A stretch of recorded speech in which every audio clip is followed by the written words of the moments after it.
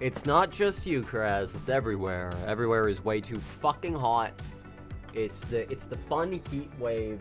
Don't worry though. It's like interstitial heat wave, massive thunderstorm, heat wave, massive thunderstorm. So it's fine. We get drenched occasionally, and then we stay cool throughout the hot season. Yeah. This is new normal. You were at a Pride parade yesterday. I thought you were gonna die. Yeah, that's why we went to Pride last year, but we couldn't stick around long because legitimately it was boiling hot. Like, there were tents set up, but everybody was already using them. Oh. Y'all hear about video games? Because I got some chatting to do about video games in general. Okay, now, I need you to explain to me, what is a video game? There's Tetris. Is it like a board game? Yeah. Okay, so there's three kinds of video games. There's puzzle games, shooter games, and board games. Puzzle games and board games have a lot of crossover, but shooters are their own thing. And those are the three kinds.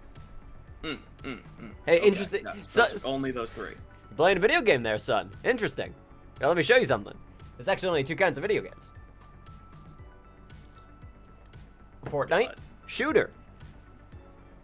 Blueprints, I love that puzzle Fortnite game. Doesn't count as a shooter. No, Fortnite isn't a shooter. No. Oh, I'm sorry. I thought you were saying the two types were No. Fortnite or shooters. That's actually more accurate than it should be. There are games that focus on the shooting, and then there are games that focus on the Fortnite. Calvin awake in bed, just playing Pokemon Generation 2 still on their emulated system. Anyways, welcome to the IRL scene. I got it set up finally. It only took like an hour, but the plugin that I used for Fubar for now playing is depreciated. It only works on older generation CPU structures, so I had to find someone's open source replacement for it to get it working. But we're back up now. We got an overlay here. Also did some color adjustment. Thanks to Leon for giving me the kick in the ass I needed to change how the coloring worked on the stream to stop fucking with the bitrate. Currently I have it disabled on this screen. I have it much slower on the game screen. If it still messes with the bitrate too much, I'll just disable it altogether. But I would like these streams to be more viewable. I set up the color grading thing there in a not dissimilar way that I did with the ending of the Payday 3 video, that Starbreeze screen.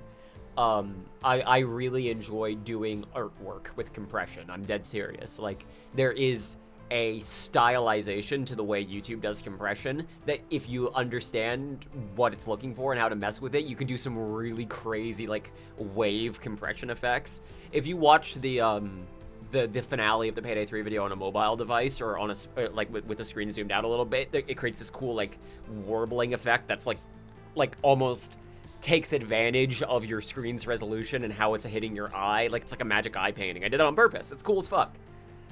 But Twitch compression is much more linear. It basically just destroys the bitrate. It doesn't try to correct any areas, so it doesn't work the same way here. Anyways, SWAT infiltration games are actually puzzle games. Yeah, SWAT 4, puzzle game. It's a puzzle game that has shooting elements in it, but it is a puzzle game. Puzzle game and shooters. Those are the only... For on purpose. Sir, you're in my way. I'll kill you. I will kill you. You understand this, right? You know what? This is actually a decent enough platform to talk about this. How many of y'all remember Spoonie? Like, the YouTuber? Because I want to appreciate people who... we could say, like, use the verbiage even if I disagree with it, got canceled, who obviously actually sought help. And, like, the thing that actually happened wasn't... As far as I know, for the record. But if y'all remember Channel Awesome, all those people, Spoonie was one of them. I'm not wrong about that, right? Like, was a later... I don't remember if he was I know he left long before Channel Awesome fell. Oh, that I knew. That I remember, yeah. Spoonie Experiment, I think was the full name. A YouTuber from, like, over a decade ago, like, almost 15, probably 20 years ago at this point, who made videos about board games and video games. And Final Fantasy was the big series he got. Ultima as well. Ultima, the Ultima videos. The Ultima retrospective. I'm curious if anyone remembers this person. Honestly, considering your audience's demo, I doubt it. But anyway, I more enjoyed his videos just covering D&D and stuff and how to DM, because it wasn't scripted. It was just kind of him shooting the shit. The way he went downhill, Duke, was partially not literally the Channel Awesome stuff, but Channel Awesome type stuff of early YouTuber. I talked about this in the Payday 3 video. Early YouTube sketch comedy of like a lot of people don't really realize, oh, I'm committing a crime or I'm like abusing my friend's labor here by like continuously going, no, let's all grind and do this together for content and then I get paid for it. And then with Spoonie specifically, it was like shouting at people, shouting at women, being aggressive, yeah. things he was a pretty abusive person in general. Things that one can actually recover from and seek help for. Like it is possible. Like anger management is a real skill, and it is possible to learn it. As far as I am aware, I have not seen much of his stuff. Like, yeah, I don't. He mostly streams. He doesn't do videos or nothing. As far as I'm aware, he just kind of dipped from the public eye, stopped uploading videos, streams occasionally, and lives closer to his family. Which is like all the correct stuff to do in that situation. Yeah, like, he seems like he's doing better. Yeah, so, like I really cool, appreciate that. Legitly, yeah, it's cool to see. Cause I'm waiting to hear that there's some behind the scenes shit that I don't fucking know about. Oh, always possible. Always possible. Absolutely. You can never go this creator is a saint, this creator is a devil. No. Like everyone has got their own shit going on. But as far as I have seen, he just kind of stepped away and now is like fine, living his life in his lane, unmoisturized but still unbothered.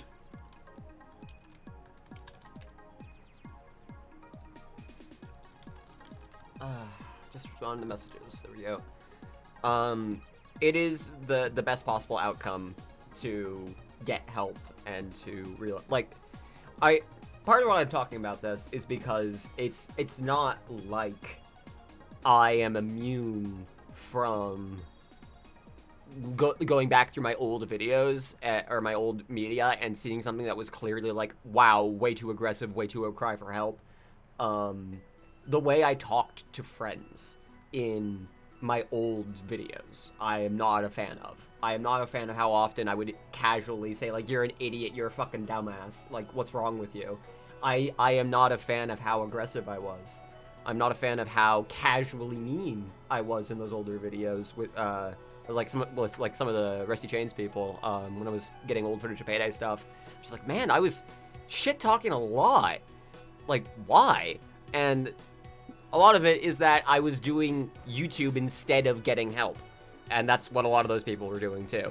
Like, clearly there's a problem here, but the way you know to solve it is to have a good time making content, which is work, and it's stressful.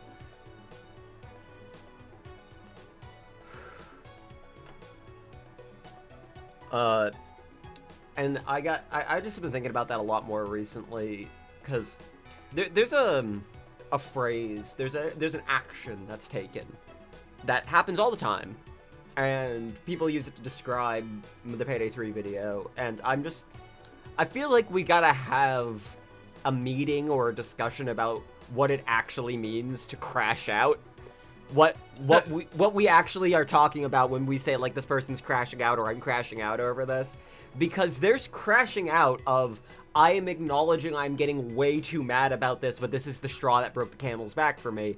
And then there's crashing out like I might actually do something drastic because this was thing holding my mental health together. I see a lot of things described as crashing out of just someone getting slightly irritated. Yeah, exactly. That's what I'm talking about, where I think we're like dampening the phrase a bit. Crashing out is not just getting angry. It is like it I don't know, man. It's a lot more violent than that. Yeah. I usually see it described as like breaking shit. Square, I'm in agreement. That's kind of how I'm feeling about it too. Barely means anything now. Like, there's the actual meaning of the word, and then there's the way it's used sarcastically, and then those two things sort of become one and the same with time. Let me turn the music down ever so slightly, I think. There we go. I see a lot of people. Phrase exists, discovered by annoying people, ceases to mean anything. Yeah, I wish it was more complicated than that. Cause like, no, it's just that simple, man. It really is. I want to go like, well, that's not how language spreads, and then I could describe to you the 5 like steps of how words lose meaning, and it would basically be saying that with extra words. Yeah. Is that people use the word incorrectly but refuse to be corrected. Annoying people get the word. It says, yeah. Like, because ultimately using a word incorrectly isn't actually a thing. It is just whether or not people disagree with the way you use the word. Yeah. If people however the word is used is how it is used correctly. Like, if a word gets used incorrectly enough, that's just how the word is used now. Sorry, that's just a new definition for the word. But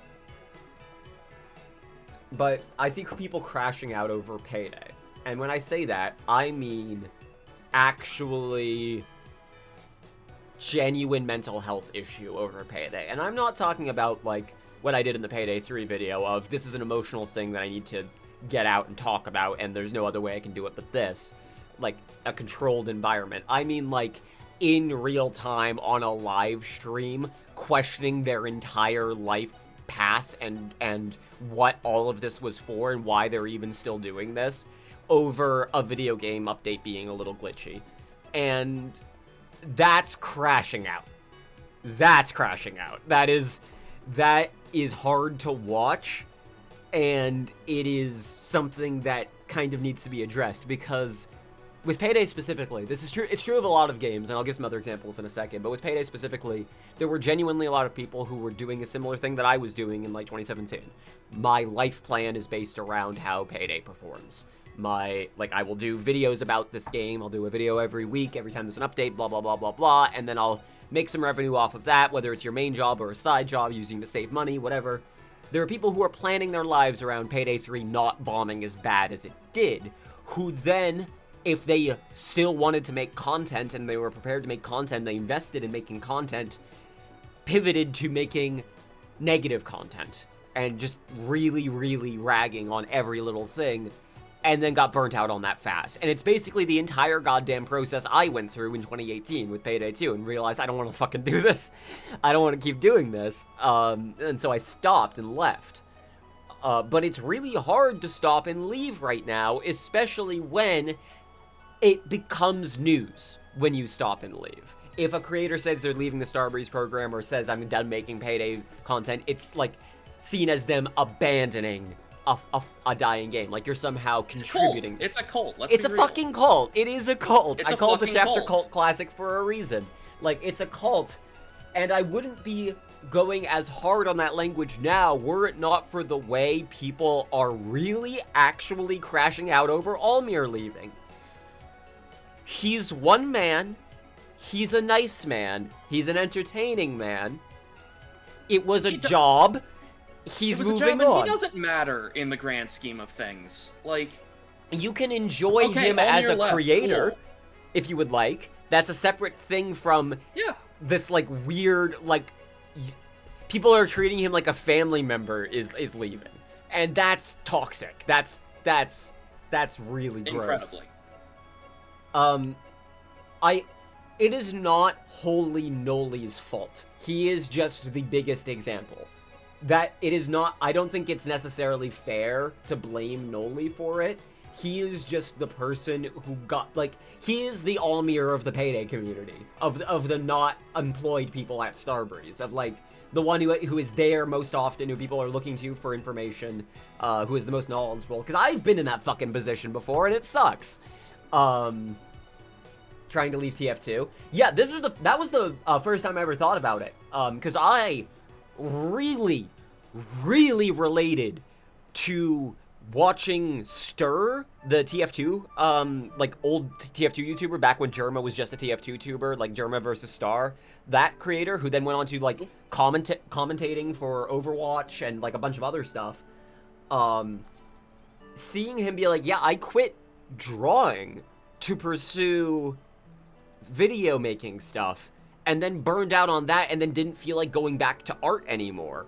And like, oh no, I did that. Oh shit. I wasn't blaming him. Yeah, I do think some people blame him, but I that's fair, Square. You weren't blaming him. Noli's the news guy for Payday. And I also, okay, I just said it's not fair to blame Noli. Comma, I do think he gives a little too much credence to how business operates, because in real life he does business stuff. He's talked about this in his videos before. He doesn't get into specifics. I don't know any specifics, but he works in the business world, in the business scene. So he's a business boy. He has a tendency to apply business logic to Starbreeze's actions. And I'm over here like, these men are screaming at each other. These men hate each other. These men don't want to talk to each other for weeks on end.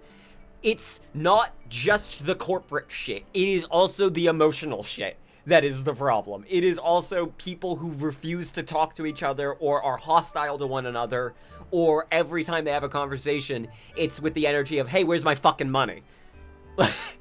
Like, Digital Bros controls a lot of what goes on at Starbreeze, and all the while there's an energy of like, hey, you guys are gonna make our money back, right? Fucking better. So I don't think it's fair to apply logic to that, because it really is emotion.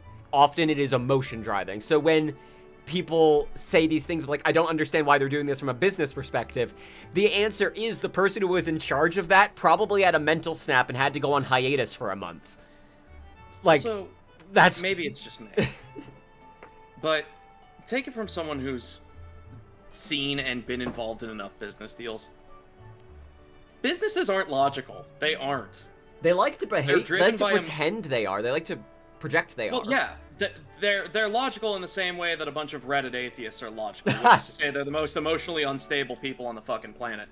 But, like, they'll sit there and, like, there's this dipshit misconception that if a business does it, it must be smart, or it must be a wise idea.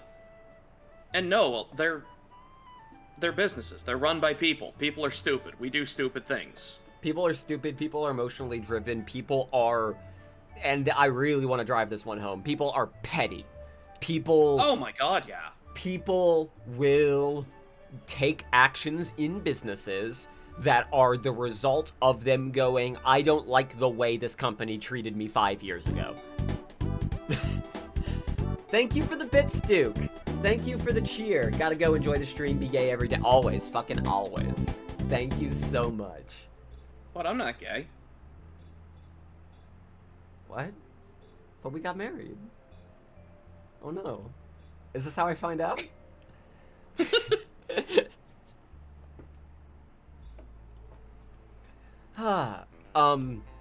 So to go back to other examples, not just Payday, this...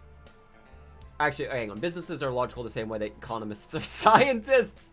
Yes, yes. Where as long as everyone emotionally agrees that it's correct, it will be correct, but no one is ever going to emotionally agree on that, so therefore it's false. Got married exclusively for tax benefits, confirmed. Damn fucking right. If there are better tax... Like, we got married for tax benefits because we already loved each other, right? Like, yeah. Like... There was no reason not to. Also, exactly. Let's be blunt. We're in Missouri. We're gonna... Our marriage is gonna be annulled pretty soon. Probably. Fucking probably. So, let's just make it a little more fucking difficult for these shitheads. I'm thinking about every creator who goes all in on, like, supporting a game or working on a game, making videos, supporting it, being an unofficial brand ambassador for it, as I put it. And then the game does something insane or stupid or shitty. Right now, the topic of the day, I'm glad Maria brought this up on stream because I read about an article about it this morning, is that game that came out that, like, a game about about being plural in a really surface level way, as far as I could tell. Alters, it was called, where it's just like a cast of the same dude 27 times.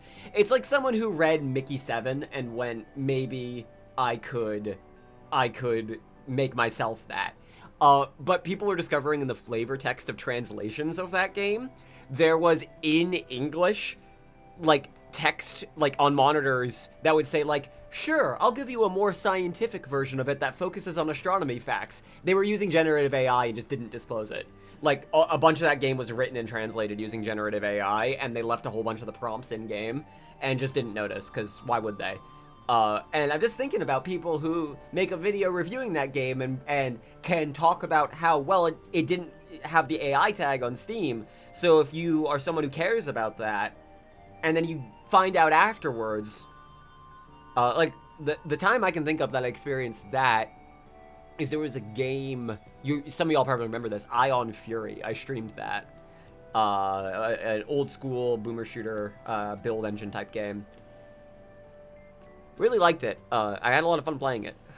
But the creators included, like, just in assets that were, like, inaccessible parts of the map, so, like, never shit you would see. Some pretty homophobic shit. Like, at first it was just, like, a shampoo bottle that said, oh, gay, and it's like, okay, whatever. And then there was, like, an F slur, and it's like, oh, okay, no, that is pretty fucking homophobic. Yeah. If I enjoyed a story and found out it was AI generated, I imagine I feel really betrayed. Or at least if, like, they clearly didn't care about the middle parts of the story enough to find a way to bridge those gaps, it makes you question what they were even writing in the first place. Like, how purposeful was any of it? Sophia says hi, Ozzy. Yeah, hi. Hi. I just didn't want to interrupt you to say hi. That's fair. But, let's see, backing up. Oh yeah, Ion Fury. And I was gonna review that game, and then I stopped working on the review for it because, like, let me see how all this shakes out. And then the developers doubled down fucking hard on it, and went, no, we're not removing the stuff from the game, and we're sorry we said we were going to. Like, okay, so I'll just step away from this. We're sorry that you got offended, type shit. Oh, that's the other one. Schedule 1. A whole bunch of people are dealing with that exact shit right now. The drug making game. If anyone has seen the funny drug making game that has sort of, well, it's like a, I would describe the art style as like Rick and Morty inspired. I don't know how else to put it. I'm sorry, you just lost me. Like, if you check, you can go on Steam and see, and you'll probably realize, oh, I've seen people play this, or I've seen footage of this, Schedule 1.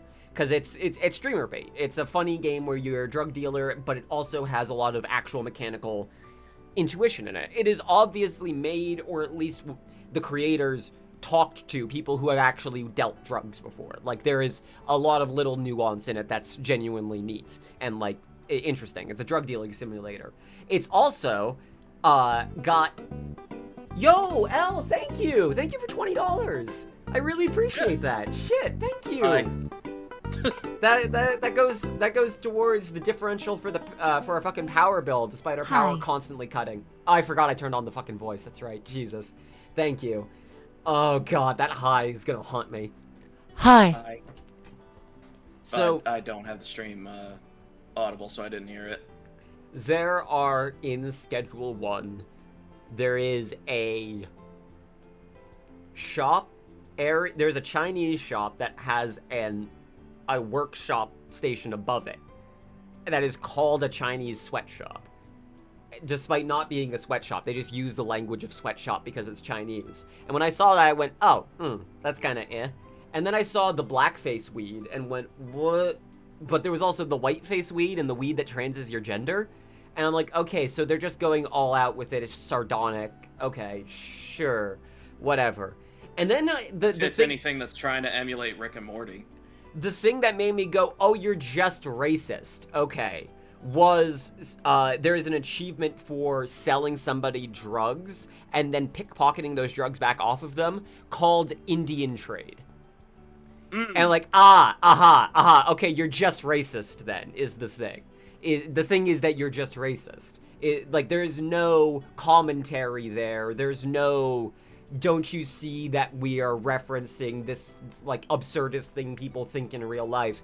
Because that legitimately was the thing that made me go, maybe the blackface weed is a larger joke. I have legitimately heard people in real life say that crack turns your skin black. I have heard a person claim this to my fucking face. It is a thing someone claimed to me. So there was a part of me going, maybe this is a joke about what people think drugs do. Okay, it sucks, but I'm not gonna get into this game. But I can at least see a line of logic where it's like, no, we're referencing racist people. We're not racist. Like, It's Always Sunny being sardonically about bigots. And then you name the achievement that, and there's no deeper layer or that you're just racist. That's just, you're doing racism. But it's ironic, so it's fine. We'll pretend it's ironic.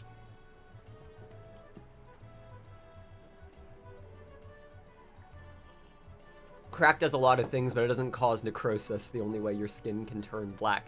Yeah, like, it's something I could see being a joke about people believing that in the game. But when you also have that, it's like, there's no joke here other than, isn't it funny that we think Native American people are thieves? That's the joke. That's the entire joke.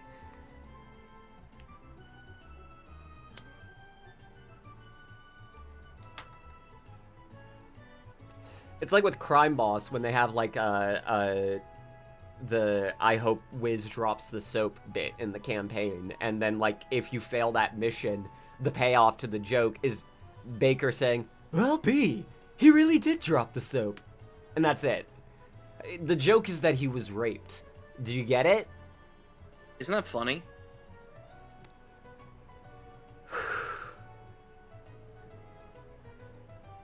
Jesus fucking Christ. I saw people really pissed about the new Mario Kart update. Yeah, it's very funny to watch live service shit happen to Nintendo. Holy shit. So, okay, Ozzy. The way the new... I'm just gonna float out here. I have not paid attention to anything after I saw the Switch 2's price tag and game title release. I'm like, nah, this is dog shit, I'm out. This is us making fun of Nintendo being idiots. No, what I'm saying is I am completely uninformed because I have avoided that shit, because everyone else is saying this is the greatest gift to gaming, as they do with every single Nintendo product and release. So please inform me of how stupid they're being. So, Mario Kart World is somewhere between Mario Kart 8 and the Smash Brothers Ultimate approach of, let's try to make everybody happy, but we are definitely focusing a little more on the competitive audience, which I think was a mistake, but the way the game launched, people were pretty happy with it. It works a bit like a Diddy Kong Racing 64, where there's like a hub area that you have your car, and then you drive through different maps and levels and worlds as the races go on. Like, some of the courses are truncated versions of older courses from earlier games.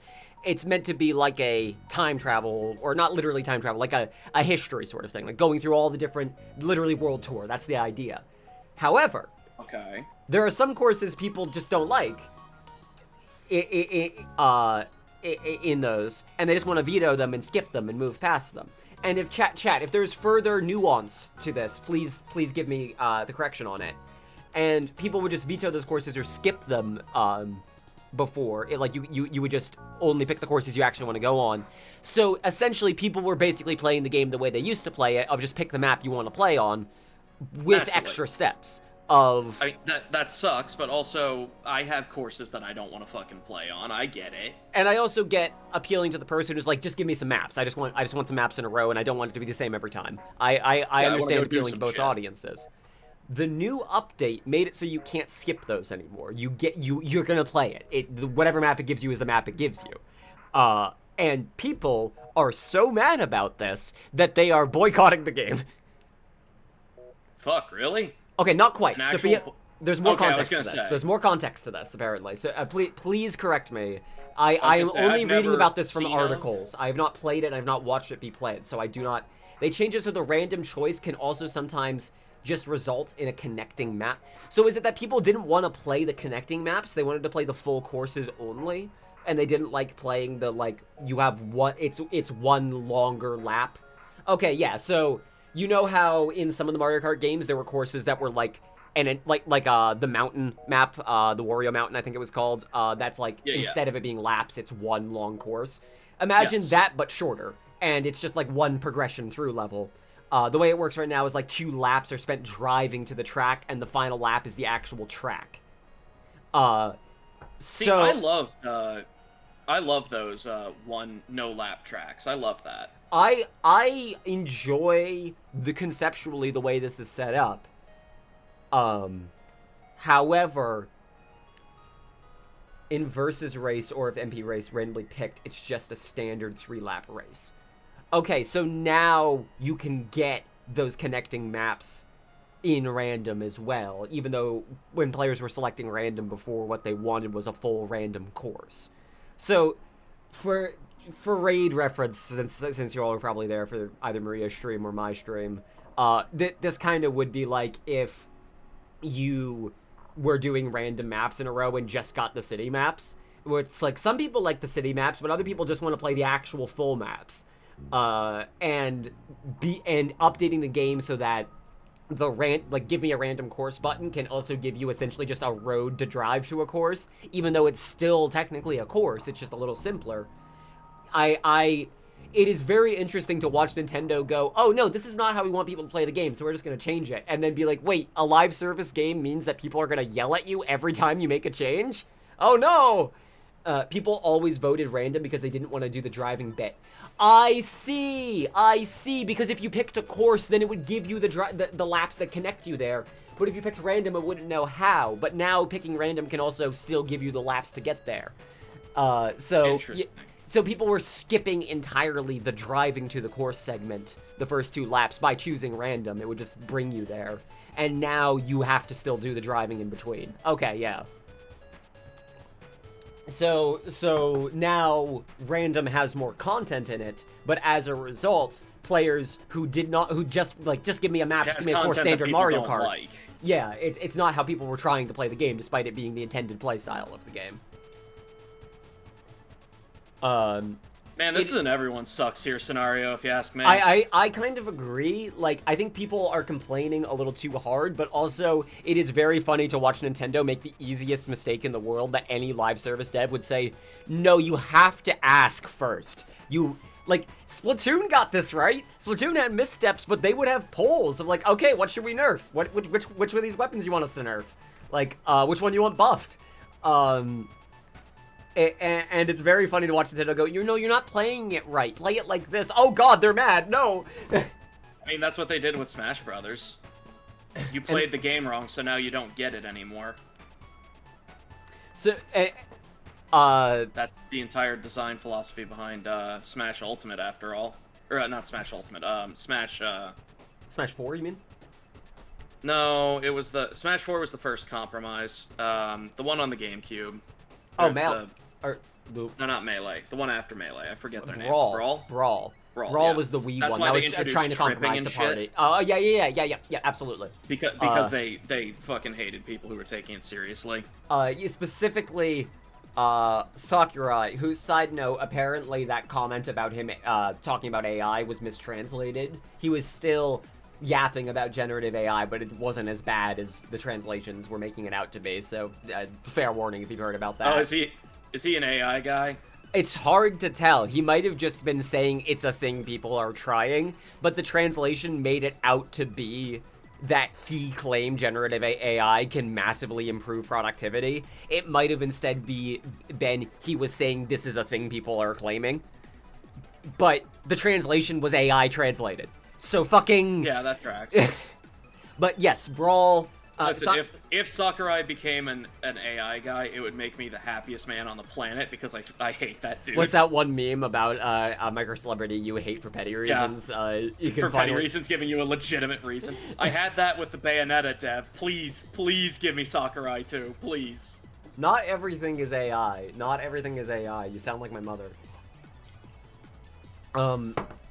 AI is being forced into things to make the claim that everything is AI seem legitimate. The people who are being forced to use it do not like it. the websites that are being forced to use it get actively worse and then get abandoned and then get bought up by the company who sold you AI in the first place. That's the grift, for the record. It's all a grift. That's why it's only the biggest companies who are still going in all in on AI, is they know it's bullshit. But if everyone else is convinced it's bullshit as well, they'll fall for it, fuck up, and then can be bought by these companies, and then you can take their technology and claim that was AI all along, whatever shit they had that did work. This is the exact fucking strategy Facebook used with video. This is literally exactly what they did with video. We will just lie to people about how many people are here watching video, and then companies will pivot to video, it will flop, they will go bankrupt, and then we can buy their assets. That's the grift. That's how the grift works.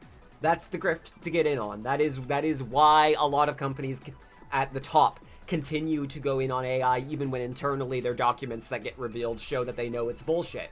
Because if it's bullshit, but it breaks for everyone else, well, who's going to be left afterwards but the biggest and the bullshittiest? They can insulate themselves from the worst parts. Exactly. Others can't. So, to go back to the reason we brought up Sakurai, he did not like how people were playing Melee hyper competitively, and it's worth knowing hyper competitively at the time was a fraction of what the competitive scene in Melee became. Yeah. But he still was not a fan of that, and as a result, Brawl added mechanics to like force it to be more of a party-like game, tripping the most obvious of them, a 10% chance whenever you run to just fall on your fucking face to make the type of wave dashing behavior he disliked. It was not literally a one-to-one, I dislike wave dashing, so I'm going to add tripping, but it forced players to engage with more stuff in the game, to not, like, the ultimate thing wasn't just to constantly be moving. Switch 2 is pretty good. I've heard so many horror stories of people breaking or breaking their Switch 2s from minor mistakes. I hope that you do not have that happen to yours. You are the first person I know who has said anything positive about it, whose opinion I actually care about. Like, you know, like, someone who's around here, I care about their opinion more than the average Joe Schmo. Every single person I know personally who's touched a Switch 2 has said it is so fucking bad. It is absolute dog shit. I have seen the majority of people who like the Switch 2 say they enjoy basically the thing they wanted the Switch to be in the first place, which is like exactly the thing. I remember having a conversation with you like 6 years ago about this, about like in a couple of years the technology will be there. Like you said the that. Switch in a couple 1 of will years, be the technology will be there. To do the Switch, to make the Switch happen. And here then we are. they charged extra, and now we're charging $90 a game. I also think that people are going to get the rug pulled out from under them when they realize that the performance they're getting in Switch 1 games on the Switch 2 for actual Switch 2 releases is going to be supplemented by AI bullshit. As in, you're gonna get the fucking RTX smearing. You're gonna get the blotchy blurs. The older Switch games, as far as I know, that happens sparingly and really on badly optimized games in the first place, but a lot of like Nintendo's games run like solid 60 no problem on the Switch 2. Which, to be fair, that's about all that you're going to play on a Nintendo console in my experience. If you have one, you're only going to play Nintendo in-house games. Yeah, I know a couple people who play like I know some people who play games on the Switch that are a non-Nintendo game they own elsewhere. They wanted to play portably. And, like, that's the reason they get it. And then Steam Deck happened. Steam Deck is kind of in the middle for me. Like, it's something I probably would have used 5 years ago that I don't think I would use now, because if I want to be at my PC, I want to be at my PC. That's just me personally, though. And then if I want to play games on the go, I play them on this, on my Palkitty. Play games on my phone. Yeah, go ahead. I said from the beginning, not to toot my own horn, the Switch was not going to be capable of being the thing that Nintendo and all of its fans wanted it to be, and I was right. And now the Switch 2 is that, and as a result of needing to actually make it compact enough to be powerful enough to do the thing that it's trying to do, the cost is fucking through the moon during a massive recession. Oh, so, honey, we haven't actually hit the recession yet. We're still receding. Honey, that's what a recession is. It's... a recession is a point of decline. We are in a recession every time our economy is going down. It's just that we don't like that terminology because of the Great Depression.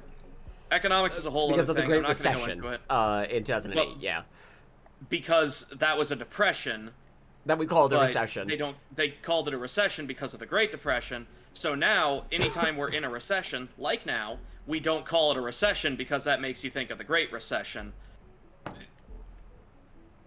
Linguistics and economics are fucking mortal enemies at this point, and I hate them. Yeah. Do y'all remember the vibe session from last year? Do you remember that bullshit? Like, it feels like we're in a recession. It's a vibe session. Where the actual thing that was happening was that the cost of living was high and wages were not keeping up. People had money. They didn't have enough money to do the things they needed to do because the cost of living was higher. So this idea of, people are able to spend money, what's the problem? Yeah, people are spending money on normal shit because they can't afford the giant bills hanging over their heads, so they just don't pay them. It's not vibes, it's delayed reaction. Delayed recession.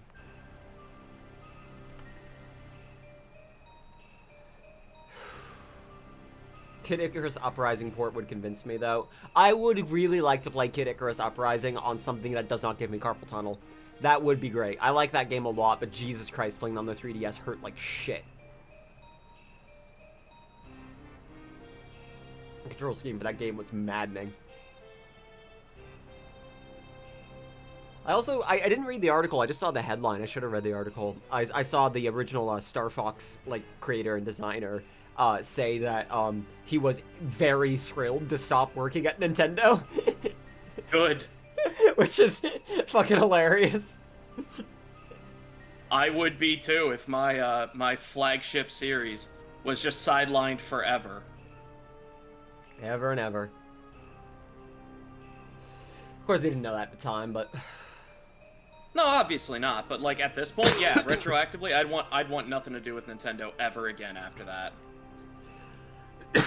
In fact, I don't. That's the treatment of Star Fox is part of why I'm so vocally anti-Nintendo, because they have one good IP and they don't use it.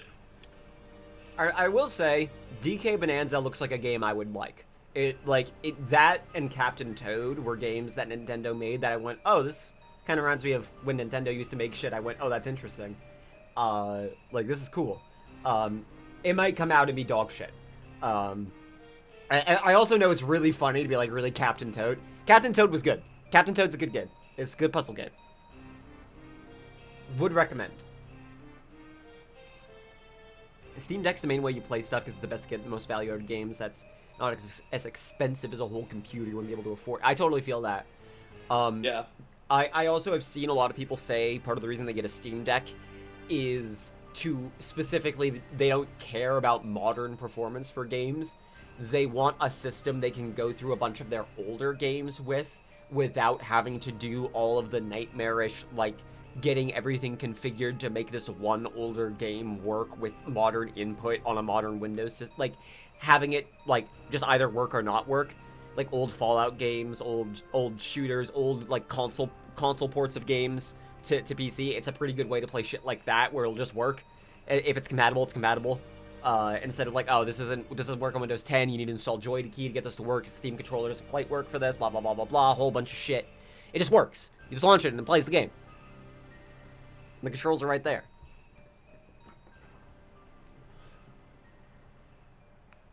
Imagine a video game just working. Crazy. I want to talk to you all about how the raid video happened. Because I have not really talked about that yet. Was it a surprise for y'all that I made a raid video? When that dropped, did you know it was coming? Did you know that a raid thing was coming? Because I revealed it in some places, but I was mostly keeping on the down low because I thought that people would like meme it if they heard, oh, you're doing a raid video instead of the Payday. Had no clue. I was hoping that would be the case for people. I wanted it to be a surprise.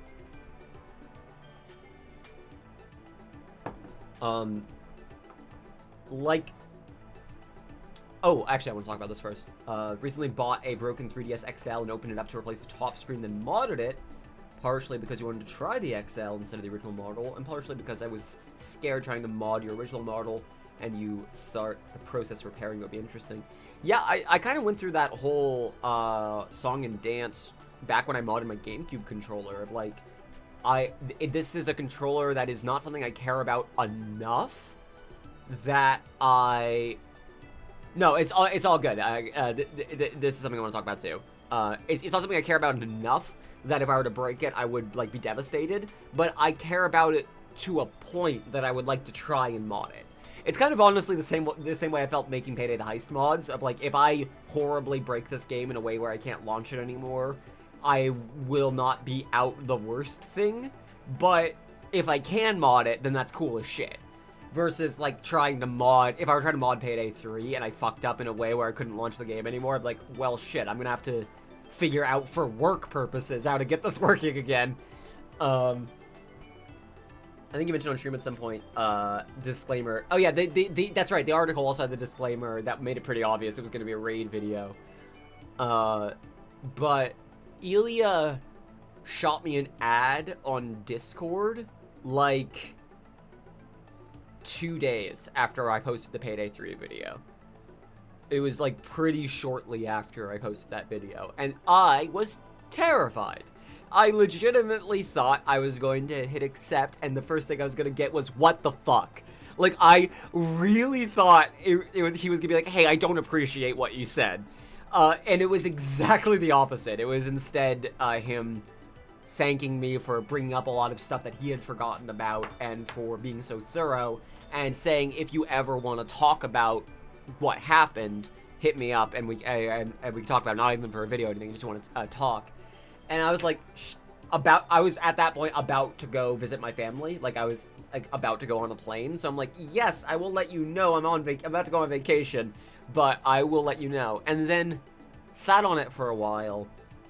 And by the time I got back, like, I know Ilya said it wasn't specifically for a video, but I gotta be honest, I feel like I did raid dirty because I was personally upset with Starbreeze at the time. I was too quick to drop doing raid videos when, like, I legitimately just could have kept making raid videos, and then by the time they stopped updating the game, I would have also been content with what I had made about it.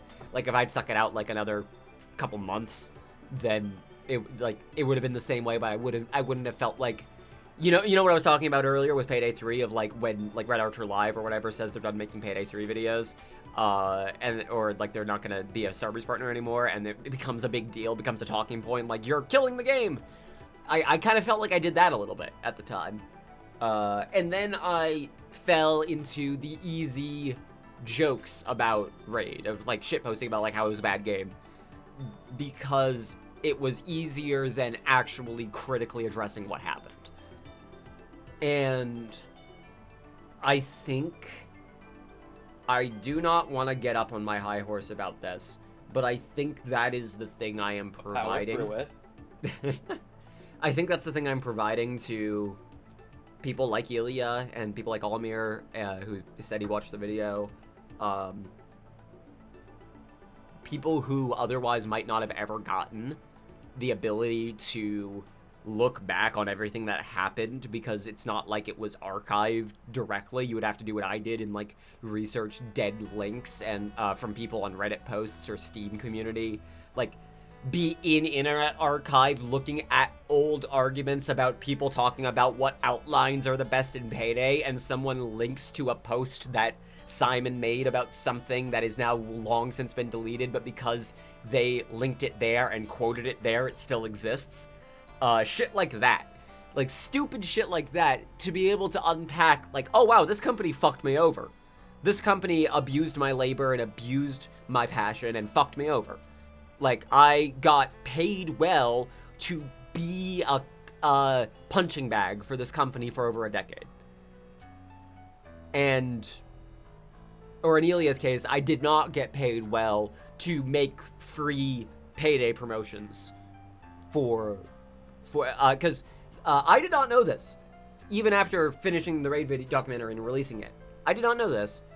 LGL has never seen a single cent from Raid. They've not made any money off of it. Literally any? None. They got Off paid. Of their game?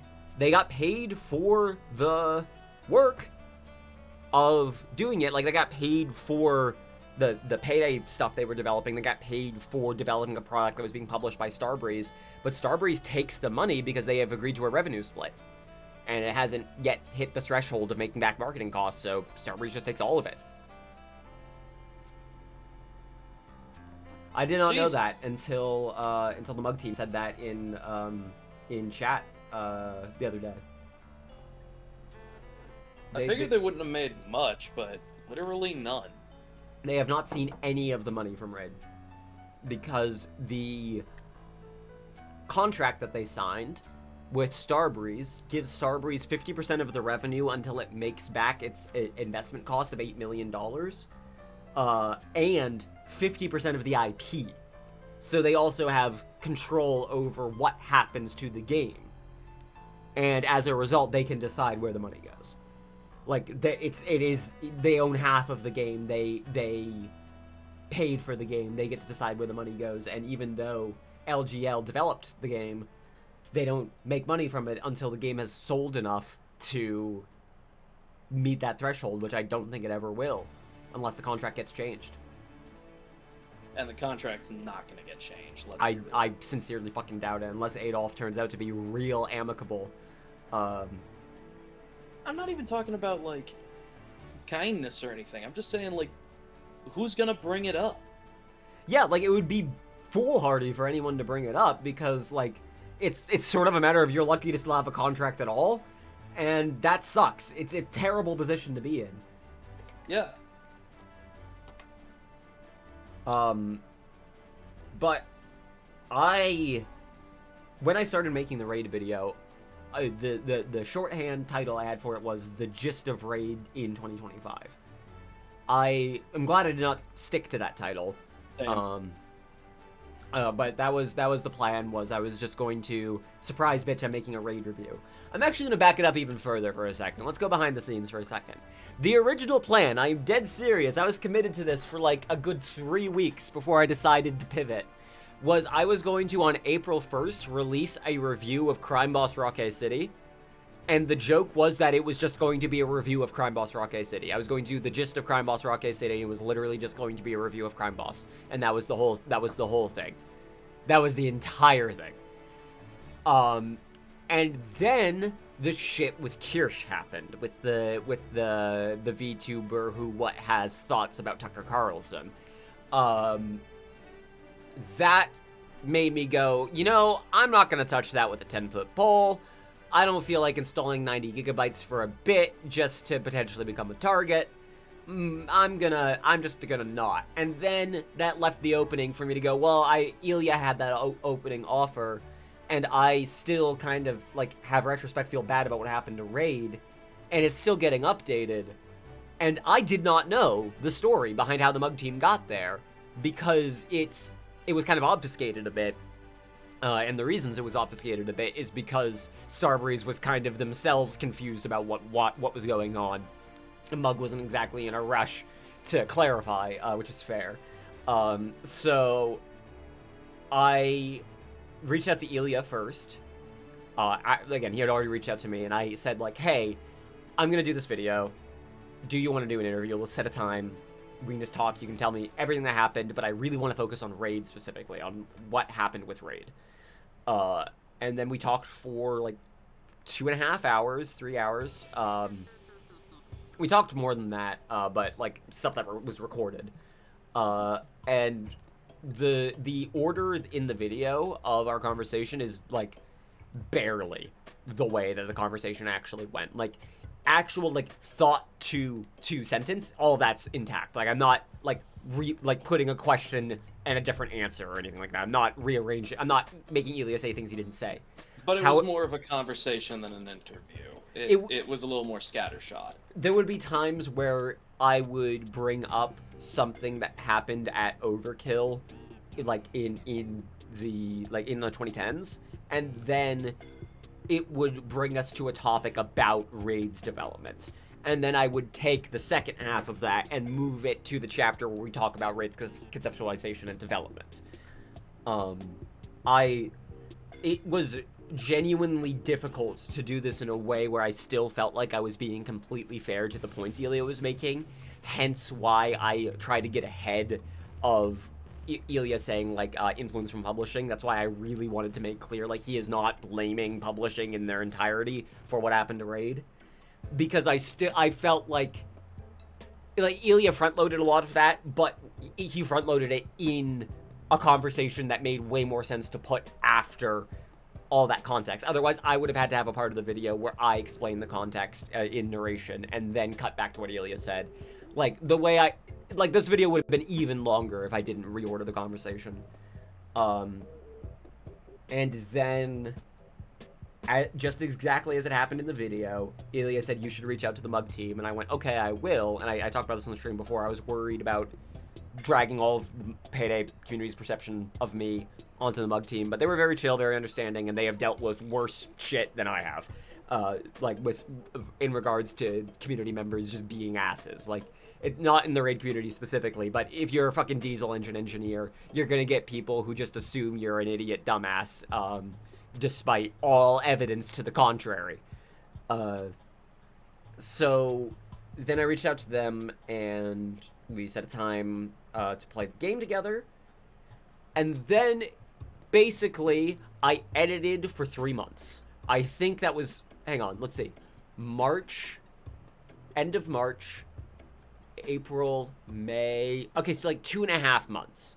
Yeah, 2.5-ish months. It was 2.5 months of editing, framing, positioning those fucking bubbles, deciding how the video was going to be presented, coming up with the color theming for the chapters was something I did pretty early on.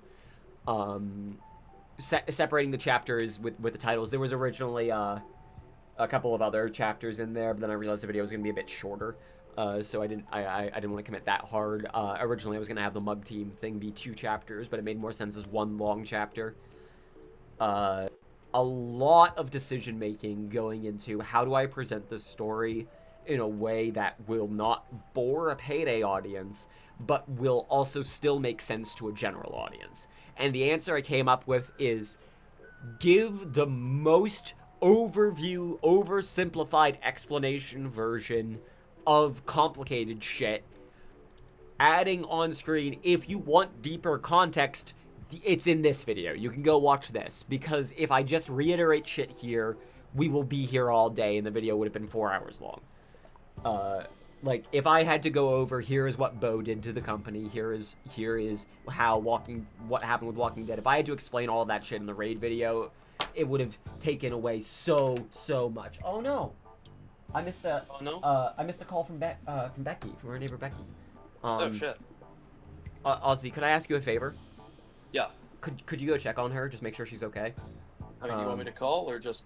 If you have her number, call her. Let me see. Do I? I think I do. Becky is an elderly neighbor of ours who we consider something of a grandmother. She's an absolute sweetheart. I do have her number. Okay, yeah. If you want to just mute your mic and just check, make sure she's okay. If she is calling us, it may not be important, or it may be that she needs help with something, and we are not going to leave her in need. I enjoyed the various ways your Payday 3 video flew by in the Raid vid. Some of those were when I was extremely tired. I'm like, and it just goes over screen like this. And I just like put random positions, and like the way the $9.99 raid price logo appears and then gets kicked off of the screen was like 1 in the morning, me tiredly editing, going, it goes here and then it goes here, and one of it zooms out and then okay, and then I proceeded to have made like a perfect like punch launch animation without trying. I'm like, oh, that looks so good. What the fuck? I was just in a flow. I was on some different shit. My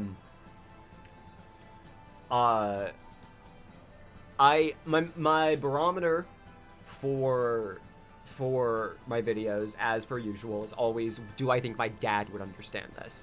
Which is someone who is not directly involved in these communities, but is tangentially aware of them, and is generally tech savvy, but I don't expect to have a knowledge of any one specific game.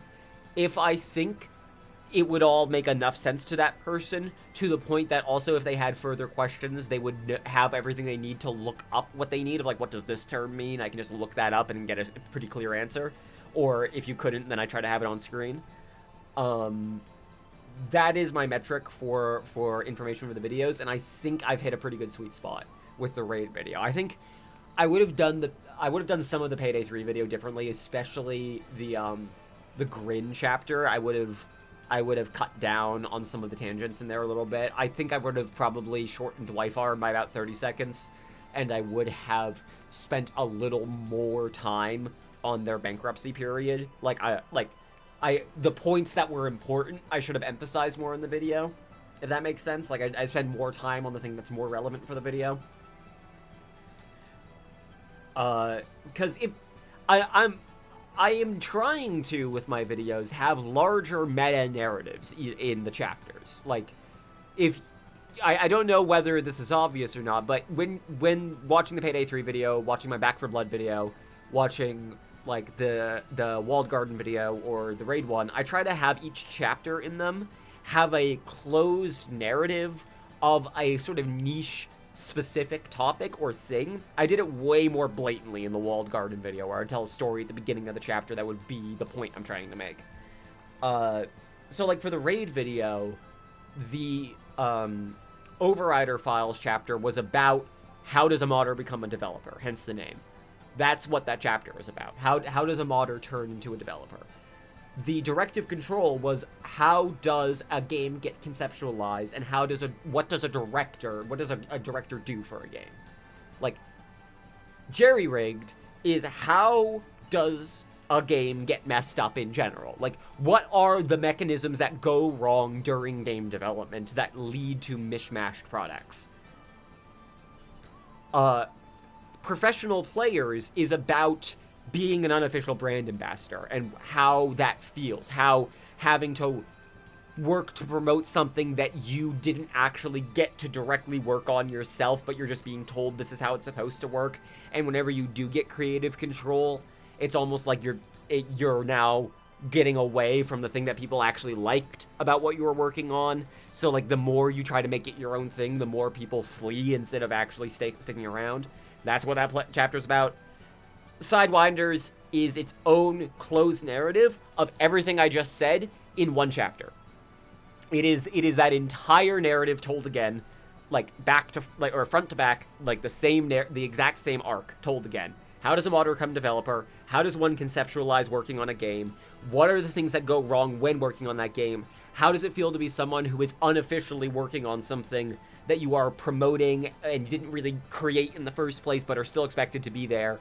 And then combine at the very end both narratives, like the larger metatextual narrative and the smaller narrative, into labor of love of you have to defend yourself if you're a developer. You have to understand the limitations of your labor, and when you have to learn when to say no. The Payday video, the entire Payday 3 video, each chapter is a lesson that could be learned, that should have been learned or taken away for Payday 3's development. Each chapter is about Payday 3. Each chapter is about what happened to Payday 3. The Grin chapter is about what happened to Starbreeze, even to the point of, like, I don't talk about Starbreeze in that chapter because it would have muddled the narrative. The Stone Cold chapter is about Payday as an IP, as a concept, and what has happened to it, how it gets flanderized. Cult Classic is about the community. The Dig Two Graves is about the company desperately trying to find a new audience that isn't actually fucking there.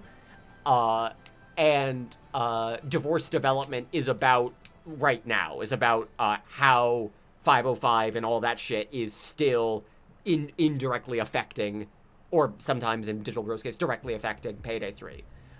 This whole idea of each chapter is its own contained narrative, and like if you listen to what I am saying, it could also apply to other situations, namely the Payday 3 situation, or in Raid's case, game development writ large.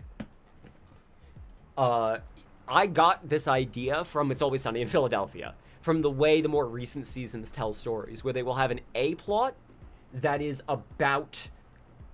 loudly about a topic, like about abortion. It's through the means of having dog abortions, the Poppins abortions episode. And then the B plot will be entirely about that topic, but through a metaphor and through a different lens, so that you can explore more metatextual things without literally having to show those things. So in the abortion episode, the B plot is about women getting butch haircuts and the men not liking it because they have to look at those haircuts all day. Shouldn't I have a bit of a say in what that woman does with her body? And like it's pretty on the nose.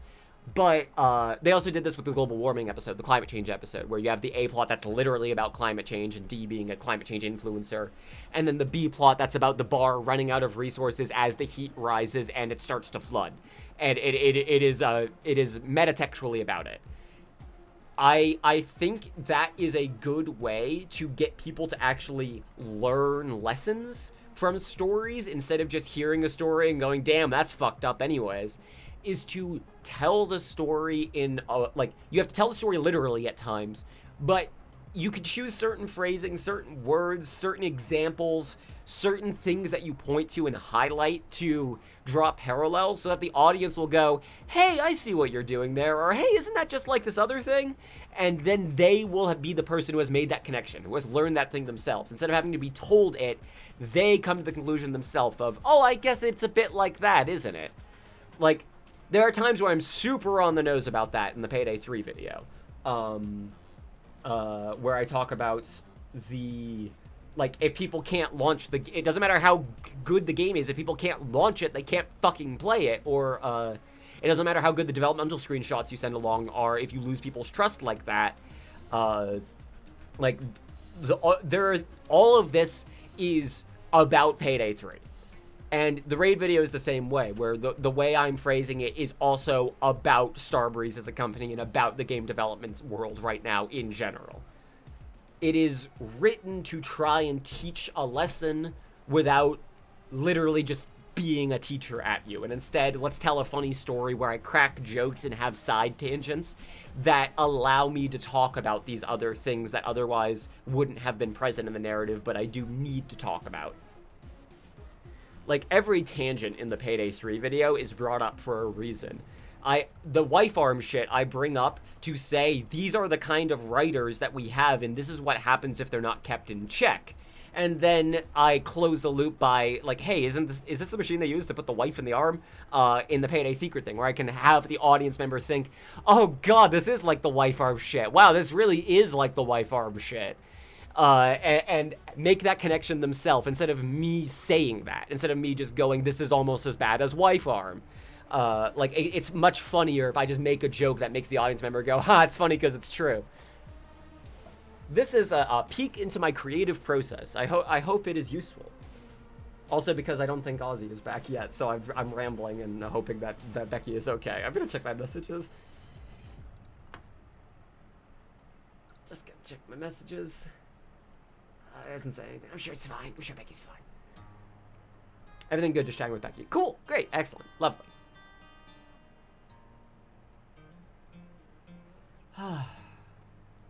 I hope this has been interesting, looking into my creative process and like why my videos are the way they are. Because I had someone shoot me a message that I very much appreciated, to be clear, like an email, after I posted the Payday 3 video talking about my editing style.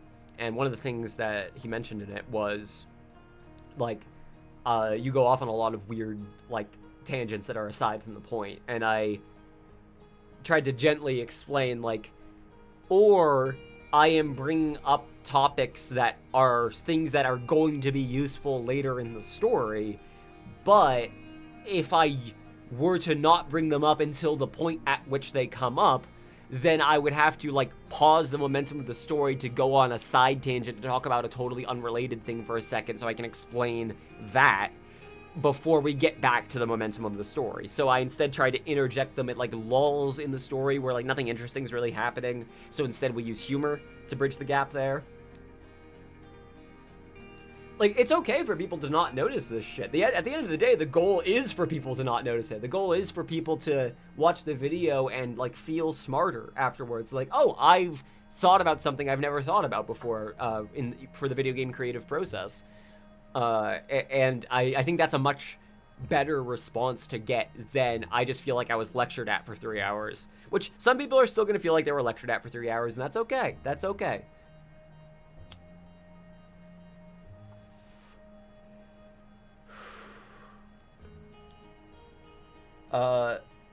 The bringing up something as foreshadowing or explaining a concept that will then be needed later is something I learned from H Bomber Guy. I'll fully cop to that.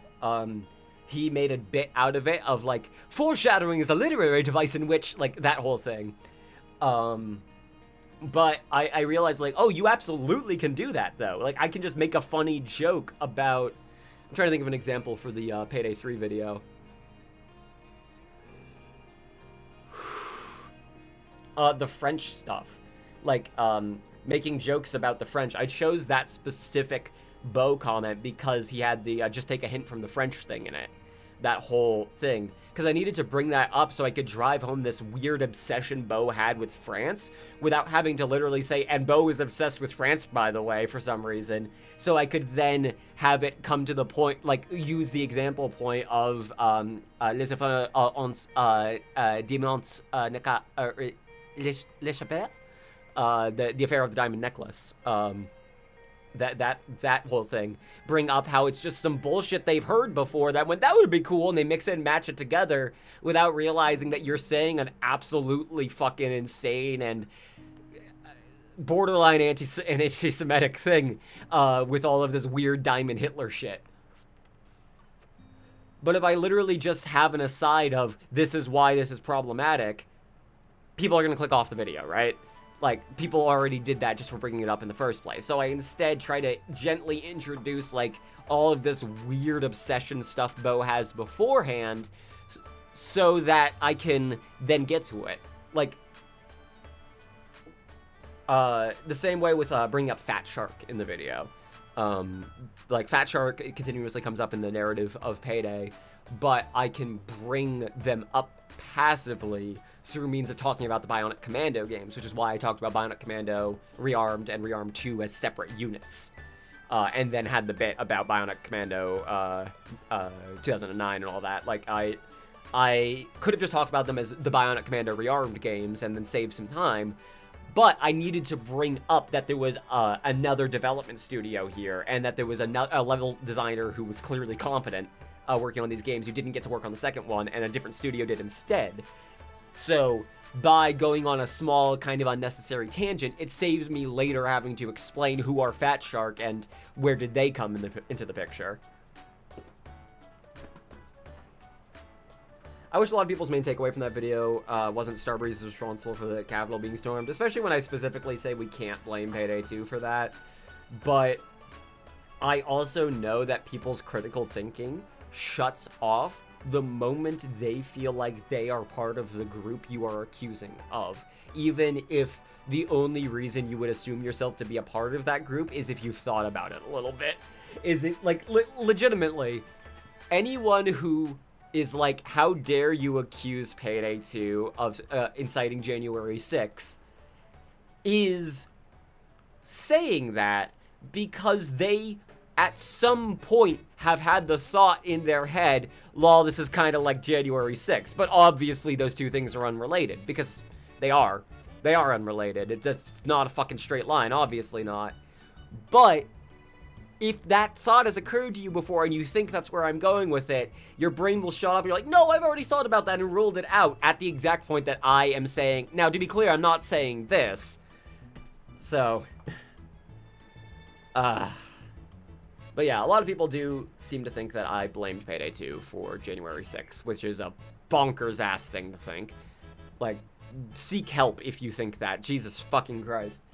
However, it is fair to say that the kind of people who really liked the Payday 2 secret stuff for the reasons of, yeah, bro, because, like, all this is, like, isn't it kind of true, though? Those people are very susceptible to QAnon shit, and QAnon people were the January 6th people. And that was the reason I stopped doing Payday 2 stuff, was because I was really grossed out by seeing this Venn diagram start to be pushed together at all. Not that it was a circle, but that there was any overlap in the first place. Like, I don't want to fucking be here. This is not my scene. I don't like this.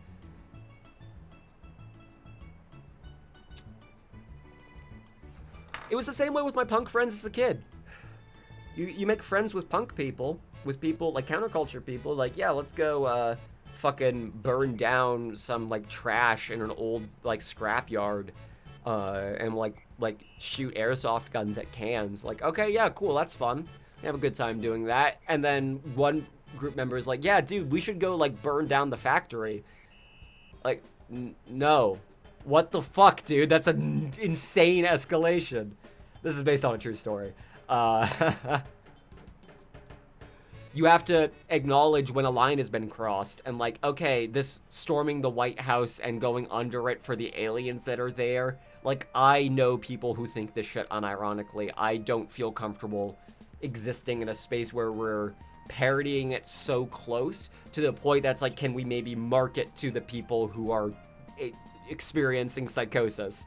Can we market to the people who are going insane over the idea of Pizzagate? Like, I don't want to market to those people. Those people need help. Ugh. Jeez.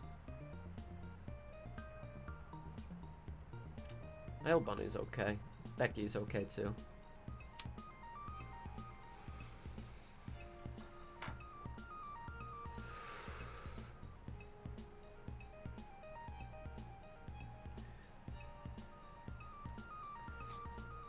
I really hope that Starbreeze gets their act together. I really hope that people who don't want to be working there anymore leave and jump ship and allow people who are willing to deal with modern corporate bullshit, which it's not commendable to deal with it, but it is a necessity to deal with it. There are people working on Payday 3 right now who fucking care. There are people who really do want the game to succeed. There are people who are actively, desperately trying to make the game something that people will want to keep playing. And I also think there are people who are holding on to an idea of, I want to work at Starbreeze as it was a decade ago. I want to work at Overkill. I want to work at a company like it used to be. And those people need to accept that things have changed. It's not good that things have changed that way. At least it's not great that things have changed that way. There are some good things about not operating in a Bose mystery mattress way, but it's not 2014 anymore.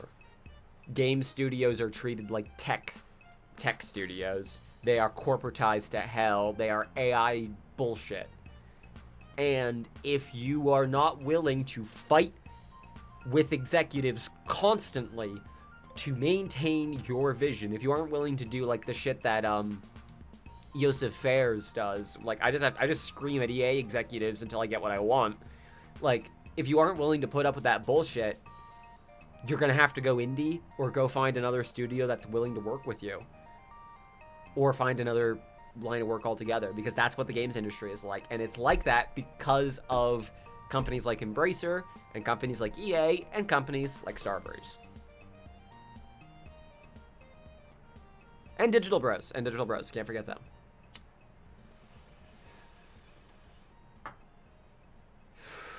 And Warner Bros, but I think Warner Bros is under Embracer, isn't it? Who fucking knows anymore, man?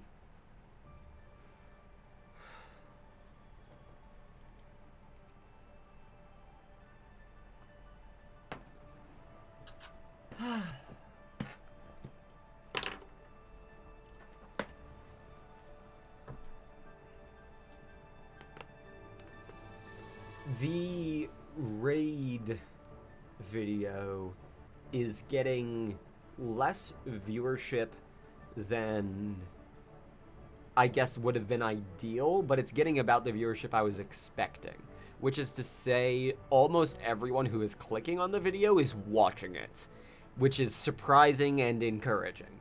Like, not a ton of people are watching the video as compared to like the Payday 3 video, but the people who are watching the video are watching it because they actually want to watch it, because they are genuinely curious what the fuck happened to Raid. Like the like to dislike ratio is like 99.9%. Like the comments are from people who are actually engaging with things in the video, like talking about specific things talked about in the video. Like, there were a lot of people who watched the Payday 3 video to watch 15 minutes of it and go, oh, this is too thinky and you're not just reviewing Payday 3, whatever, and leave. And the people who are watching the Raid video are here because they want to know about Raid, and I think that's fucking cool. It's pretty insane how many companies are owned by some other megacorp. Yeah, it is. It fucking is.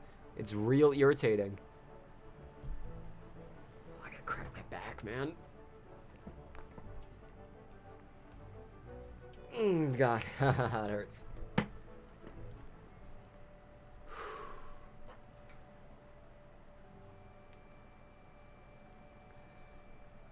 I have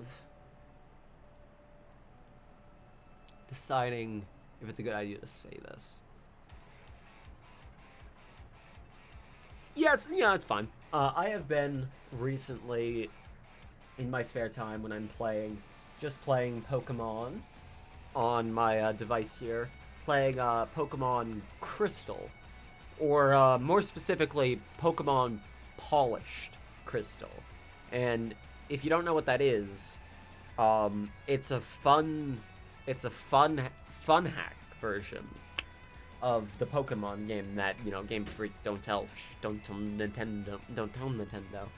But if you have ever wanted to play Gen 2 Pokemon, but are like, I don't want to have to deal with all of the old game bullshit and like out-of-date bullshit and like quality of life things, I cannot recommend Polished Crystal enough. It is like a level of quality that would be expected of like people who are making modern release Game Boy Color games for the Game Boy Color. Like, it is such a deep level of understanding of the technology they have available to them to get that working on that fucking cartridge. He's still on the phone. I figured. But legit, if any of you want to play Gen 2 Pokemon, and you're like, but I want the evolutions, modern evolutions, but I don't want to, I want the physical special split, and I want, like, more than one registered item, and I want, like, speed improvements, and, like, a bunch of, like, bug fixes, and I want, to be non-binary or whatever, that's all good, bud. But Polished Crystal, look it up. Pokemon Polished Crystal, it's good shit. Very, very good shit. Highly recommended.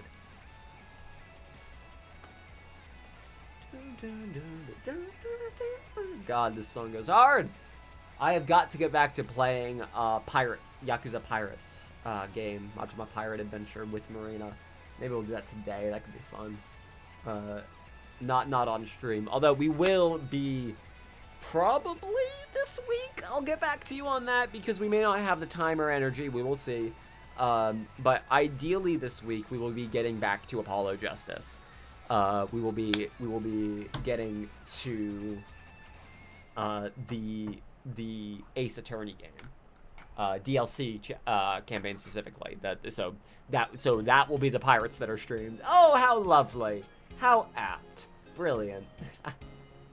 But if Marina has the energy, and if Austin isn't at work, and if I have the energy, we will do it. But I crashed pretty hard after everything. Let me actually talk about this again.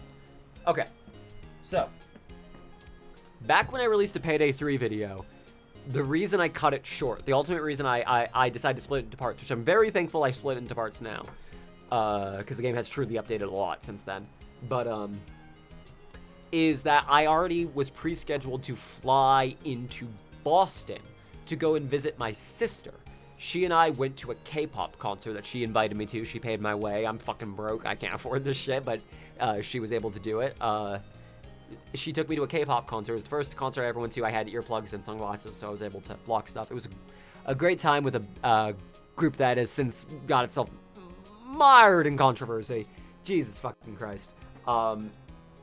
But the after that, I then took a bus up to my hometown with my sister and stayed at my parents' place and stayed there for a couple of weeks. All of that was scheduled well ahead of time. That's why I had to release the video when I did. I needed to cut it off at some point, and the Crime Boss chapter was where that happened to be. And telling the story about Digital Bros, and then them delaying that by 2 years is great. Good for them. So, basically the same fucking thing happened this time, where I had a pre-scheduled flight to go to a K-pop concert with my sister at a specific time, and I had to make sure the raid video was done by then. So, the raid video wound up edited the way it was because of that. I probably would have spent even more time on joke edits. I would have made the mug chapter probably a little more complex. I think I would have, the ending would have been a little more polished. There's some stuff in the ending I would have changed. But I had to have a decision to cut it off at some point. And I decided that Friday the 13th was a great release day for it because of how unlucky and unfortunate the situation around Raid was. So I thought that would be funny. And then I had a flight out a couple of days after that to go to New York City. So I went to New York. I went to where Payday 3 is set. I went to New York for the first time to go to a Stray Kids concert at Citi Field. And that was my first time in New York. I really enjoyed navigating New York when I had a multitude of options of places to go. The public transportation was not as confusing as I was expecting it to be. Walking around, I didn't get harangued or harassed or anything. I talked to quite a lot of people. A lot of people were very chatty. I met some lovely people, helped out someone who helped give us directions. I lost my editor hat, so whoever stole that in New York, I hope you have it. Went to Citi Field, and then we got rained out for an hour and a half. And I very much got pneumonia. I very much got sick afterwards. So after I got back, I had finished the video, I had traveled, I'd flown there and back. I crashed, and then the next day was sick as a dog. It was not COVID, it was pneumonia. I was fucking sneezing and snotting non-stop. So basically that's why I just sort of disappeared after the video was done for a while. I was busy and then immediately sick. I'm fine. I finally feel better. Hey, that's where I live. I was in the Connor AoE. We were in Queens, for the record. We went to Queens. I also we took a swing to Manhattan to go to a K-pop store where I got some lovely stuff. I got an album, an ITZY album, cassette, and we ate the Herald Bistro. It was lovely. Their pancakes were nice and citrusy. It was a very light, airy breakfast. I loved it. And then we got horribly lost.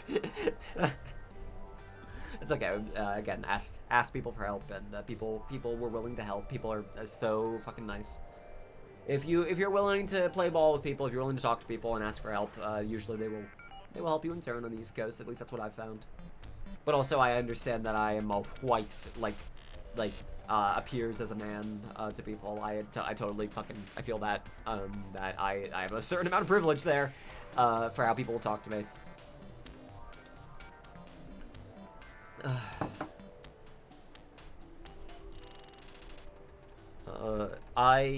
Traveling to New York and being on planes and none of them being Boeings. Whew, not a single Boeing, not a single Boeing I had to fly on. Oh, it was beautiful. Mwah. Absolutely lovely. Not have to worry about fucking dying. Getting my whistle blown, if you know what I'm saying, ayo. Getting shot out of the sky due to bad machinery, if you know what I'm saying, ayo.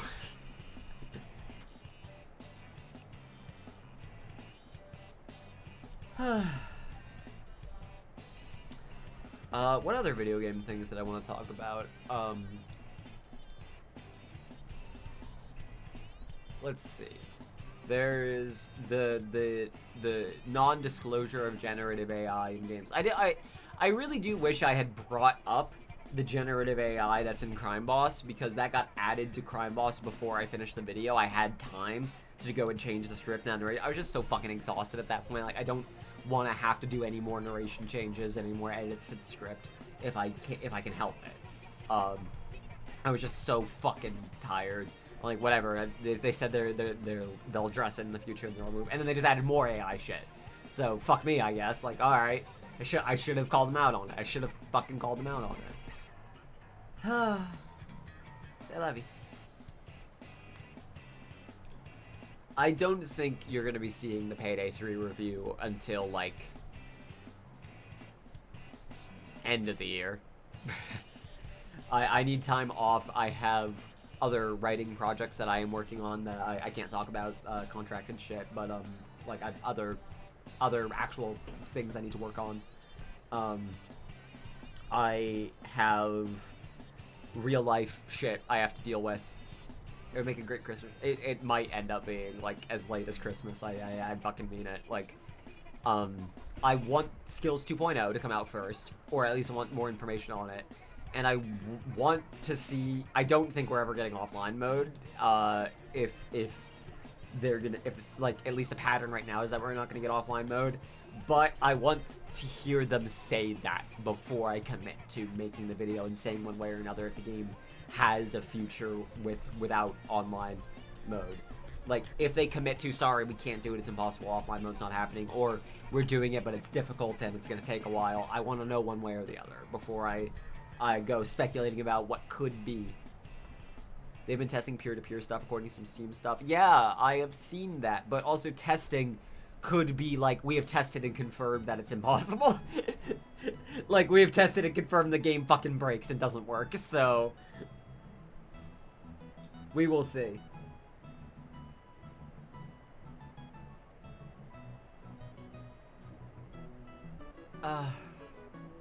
I wish I had more confidence in them, but I don't have confidence in Starbreeze as a company's ability to retain skilled staff, because there is a direct relation to your skill at working at a company like this with your bullshit meter.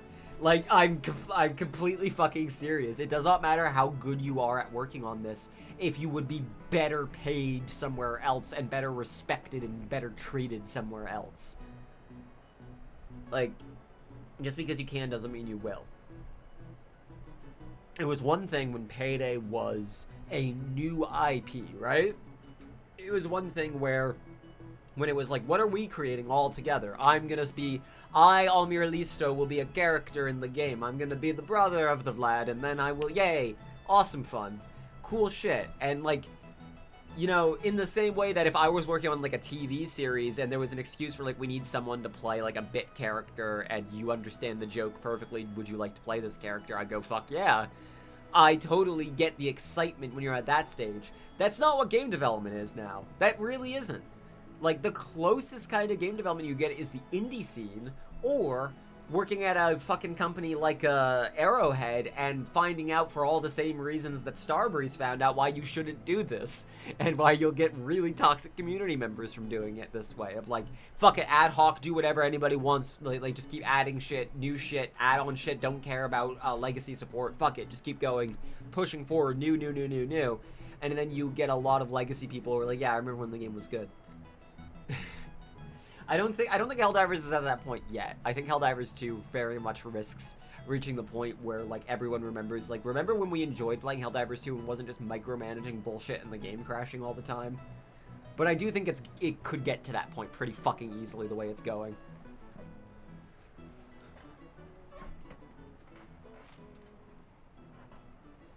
I won't lie. I should talk about this, honestly. I won't lie. I have had times where I've been weak and thought I should, like, install Update 37 for Payday 2 and play that. I have had moments where I've thought about, like, what if I got Classic Heisting and played a version of Payday 2? And then I have to remember, it doesn't matter what I remember in my head. It's not going to feel the same when I play it. I'm just going to be annoyed the whole time. I'm just going to be like, hey, I wish this was something different.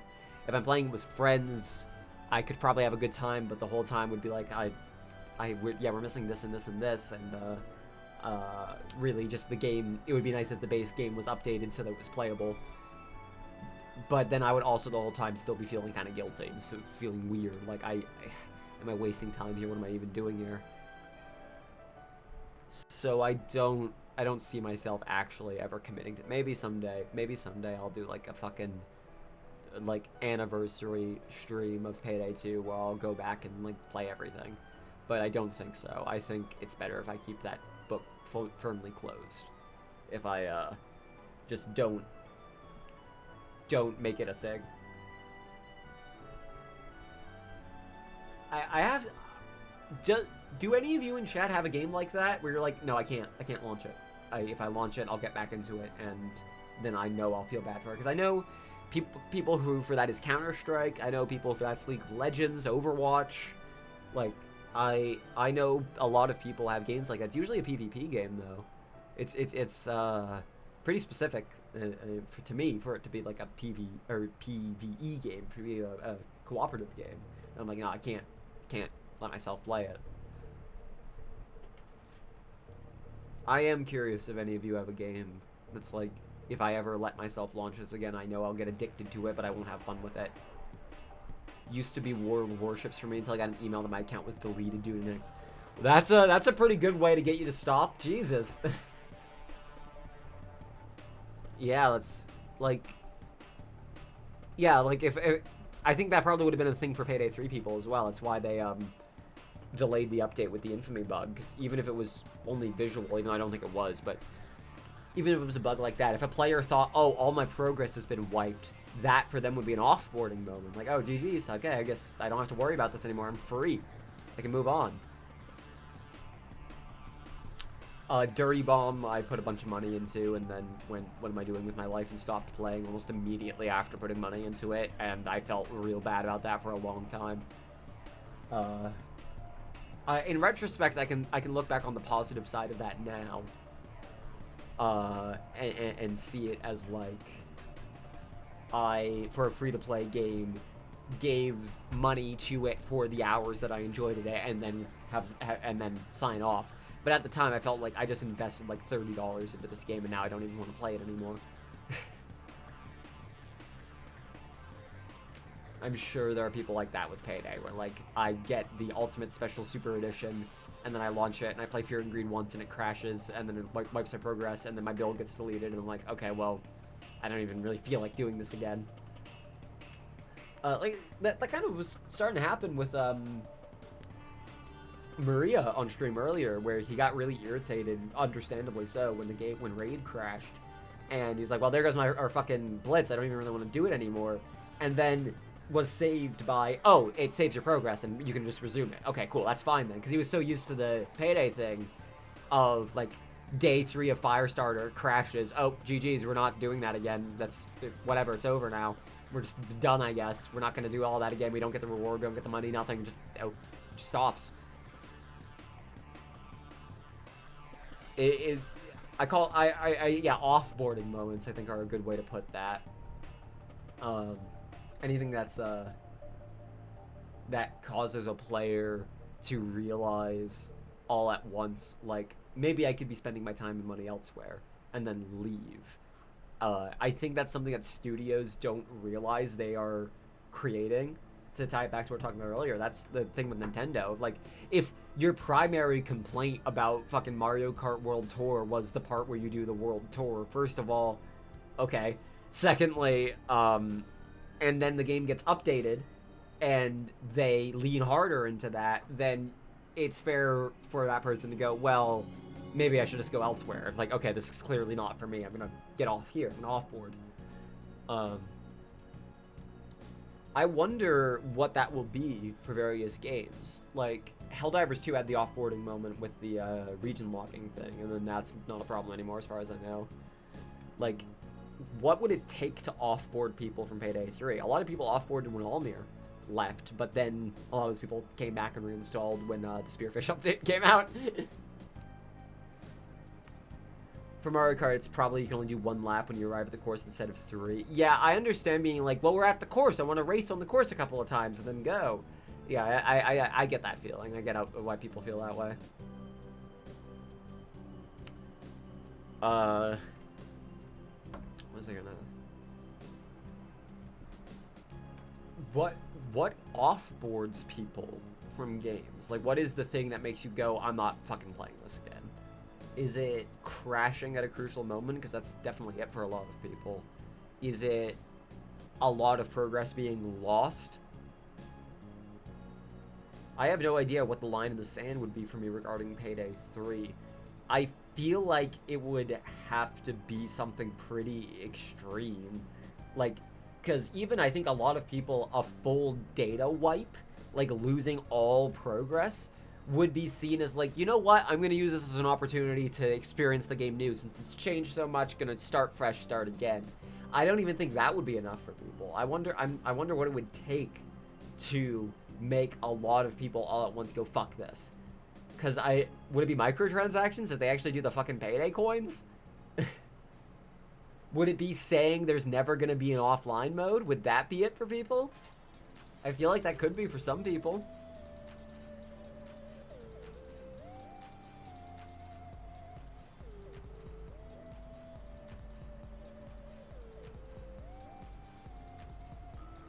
I'm gonna wait until Bunny gets back. I'm not gonna stop streaming until I have my spouse back. I swear to God. I'm gonna keep talking.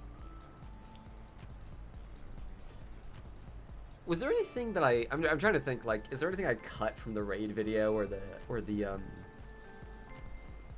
Payday video that I wanna bring up? Like any cut content? TM. I cut a bit from the Crime Boss video where I said that that Crime Boss feels like a game that would be made by the It's Always Sunny gang. Like the shit they would find is cool. No, Mac, we don't need a Vietnam level. Like, why do we need a Vietnam?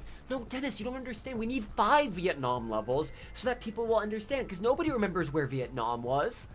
I'm sorry, did you say was? like I had a whole back and forth bit there. Then like. Superfluous. It's not worth it. Not worth it. I have to get my fucking Kid Rock Omelas joke that no one will get but me, but I thought it was funny and it just tickled me, the idea of imagining Kid Rock reading a book. Yeah, because the default fits go. The default fits are good. They like really designed them well. And it would be nice if they had, like, alterations of them, like, different, like, color schemes of those, but instead you just get the one and that's it. I've never seen It's Always Sunny, but when I heard using the game as an excuse to meet your favorite celeb sounds like it would fit. Yes, exactly. Because they have... It's Always Sunny has a running bit about making Lethal Weapons 5, 6, and 7. Where they make unofficial sequels to Lethal Weapon, and Mac does blackface in them, and Dennis thinks that's incredibly racist, so he's like, let me play, is it Murdaugh? Murdoch instead, and then does a really really stereotypical black voice, and then the movies get pulled from the local library because they're too racist. Hi Goldie. Hi buddy. But that's what I'm talking about. Like them making unofficial sequels to Lethal Weapon is based. What do you mean question mark question mark? Welcome back. Hello. Goldie Cam. I apologize, I did not mean to be gone for 45 minutes. You know how the Midwest goodbye goes. But I'm here now, so what's the topic? We were talking about It's Always Sunny, actually, but I was saying I cut the joke from my Payday 3 video about saying that it felt like a game that the It's Always Sunny gang would make. Which game? Yeah, Crime Boss Arcade City. Oh, yes, it would be, yes. If any of them were gamers, that is absolutely the game they would make. They are 100%. gamers. Mac and Frank play video games. They played a VR game, and they all, except for Dennis, played a phone game. They also, in Season 2, Mac and Charlie are playing an N64 at Frank.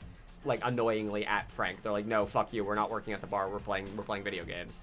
Well, that's because they did their slave scheme. Right. Yeah, which was like them just realizing that the American labor system is basically slavery for yeah, exactly. For migrant workers. That's Goldie, or Marigold is his full name, because because of the color of the of him. And we also originally thought that he was a girl. Yeah, because very very petite, small, and could not check. Well, also he was given to us because here, take care of this girl, cat. Keep her. Oh yeah, we were her away. told. That's right. Yeah. Yeah, and turns out Goldie is boy. So he's a real boy named Sue type of deal. I call him Mary when he pisses me off. Oh, that's okay. I say we go until the top of the hour. At least. Cool, so I can be here for like a minute. Oh, I do want to talk more with you. Oh no, I am not complaining. I'm just saying it's funny that unexpectedly I had to dip for like almost an hour. Let's see. What else I want to talk about? Oh, buddy, you're up there now. Lovely. Oh, there was something else I wanted to bring up. It's about videos, about... Oh, subtitles, yes. I saw that people appreciated the full captioning on the video.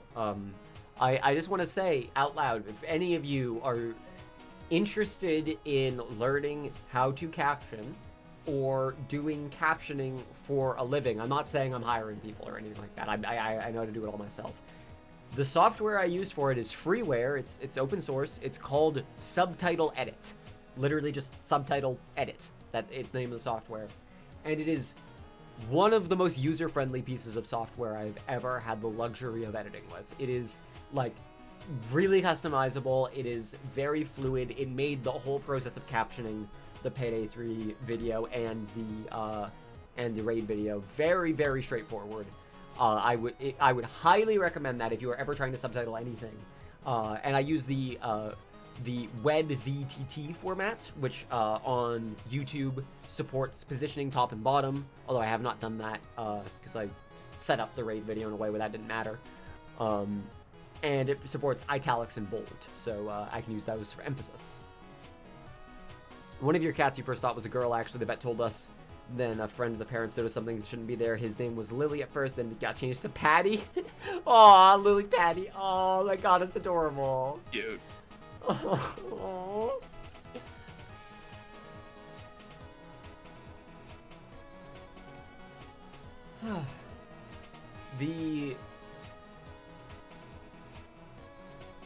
The difficulty of writing full captions for a YouTube video is up there. There's a lot of cross chatter. There's a lot of very quick talking that is hard to notate in a way that's readable. But it's worth it. It's worth the effort. Once again, shoutouts to H-Bomber Guy, who launched his plagiarism video with full captions that were clearly like written. And I saw they were positioned. I think they have italics and shit in them as well. I was like, whoa, you can do that on YouTube? So. I didn't know you could do that. And then looking into it, I don't know if that's the software that was used for it, but that's how I figured out how to do it. Was subtitle edit. When I captioned a stream bot on my channel, I just spent several days grappling with the default YouTube tools. They're so fucking bad. The YouTube tools are so bad. Something about YouTube is bad? They lag so hard, and you can't... they also delete data en masse if you like adjust things in them that have like WebVTT data in them. It'll just wipe that data from it.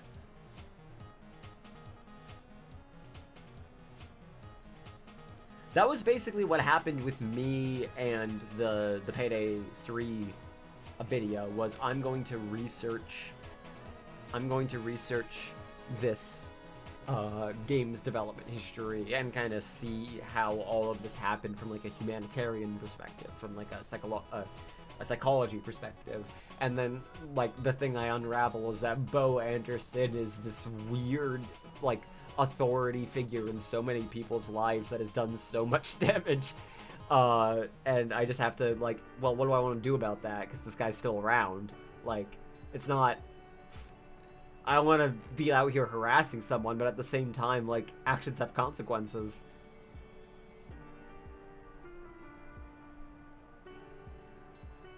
Most effort I've spent on a 255 view video, not expected to have any mass appeal.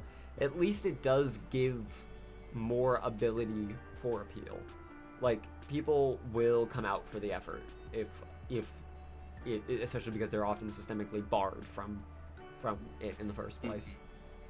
Your teenage boy in cat years cat's name is Sirius. Oh my goodness. Given by my family after the Harry Potter character, unfortunately, but I chose to believe it was just space themed because our grandma cat's named Laika. Or Laika. Excuse me.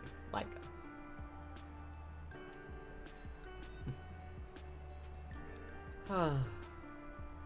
The amount of, oh, unfortunately, it's Harry Potter that exists in fiction. In like, fiction, also with real life, because of the sheer number of people who've gotten Harry Potter tattoos covered up. Oh God, you're right. I do want to show off the wand that my mother made me. Not a Harry Potter thing, just a wand that she made for me. It's a branch wand, and it's nice and it's pretty, and I love it, and I'm glad to have it. Thank you, Mom.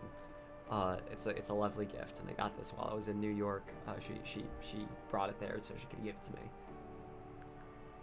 But also, if I were to take this out in public anywhere, the first thing would be like, like Harry Potter, and and then the second thing would be, are you trying to cast a spell on me, sir? You're under arrest. No magic allowed. Well, that is the point of Harry Potter. That's Become fair. a cop. That's fair. That is become a cop that is anti-magic. That's literally the plot. That's the ultimate literally plot of Harry Potter is become a police officer. Yes, like you should join. Become a police officer and crack down specifically on magic users. Yes. How did people like that to begin with? I think a lot of people got pulled in by, because you don't get that full narrative until the end, so it's instead just loose bits. Oh, I know, but consensual slavery was pretty early into the series. It's like the no, you're right, that's like the second book. Jesus. Yep. Oh wow. And how a woman who's saying that slavery is bad is being hysterical and needs to shut up. That was like the fifth book. That was the first thing I was thinking of. Like, wait, no, they established all that shit way earlier though. Fuck. Yeah, no, we meet the slave very early on. But it's okay because he likes it.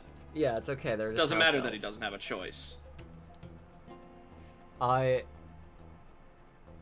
is really unfortunate how hesitant I am to ever be like, oh yeah, this author is the shit, because of the amount of times I've been burned on that.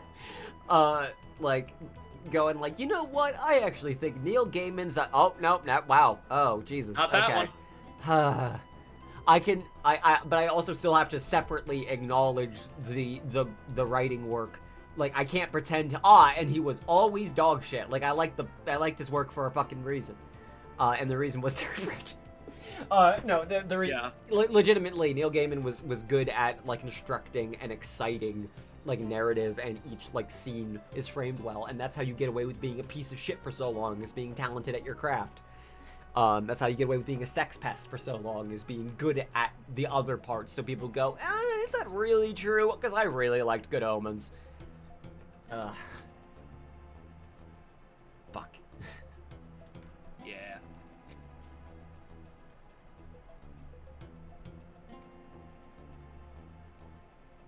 Dobby doesn't like being a slave. It is a total weirdo thing. Yeah, we get established the lore of how slaves work in this world through means of seeing a slave who is brave enough to say slavery is wrong. But Hermione, okay, to be fair, Hermione is not a slave, and she's the one leading the I'm talking about Dobby. Crusade. About how Dobby doesn't like being a slave. So, like, yeah, but he's explicitly just seen as a weirdo who wants slavery ended for him and no one else.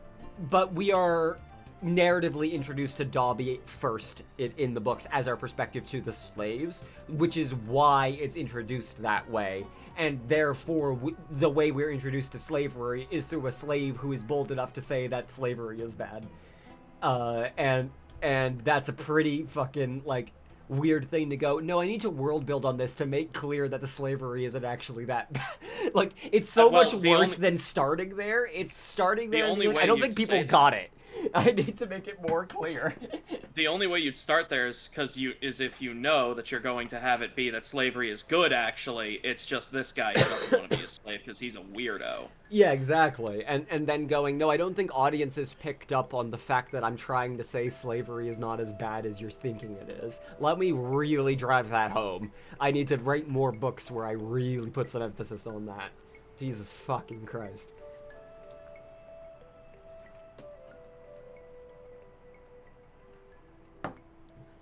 A lot of particularly white people will ignore, excuse, or not even notice that kind of stuff if he uses different words for some kind of justification in the world. Yeah, I was just talking about that with a friend this morning about, like, the difference between... Hi, Goldie. The difference between, like, a character who is supposed to be a lens into discussing racism in a fictional setting versus just being racist in that setting. Like using the character as an excuse to just be racist and say racist shit. Like, whether or not you actually believe it, but go, this is a thing that I think someone would say. Like, the line of what is realistic versus what is projection. We can call it the Tarantino line. How about that? Yeah, let's go with that. Not to be confused with the Tarantino trot, which is obviously the barefoot line dance. Hi, Goldie. You just gonna keep doing that right on camera? Okay, thanks, bud. What's he doing? He's cleaning himself. I see. It's okay. He is as light as the entire sun because of where he is sitting, so it's fine. He is censored.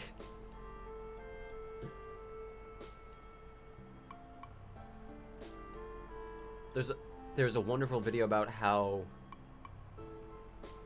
1.5, if I recall correctly, and is just going through the story of how weird it is in the author. Oh, yeah. And it's not some right-wing guy. It's not from some right-wing guy, at least talking about Harry Potter. Yeah, it's...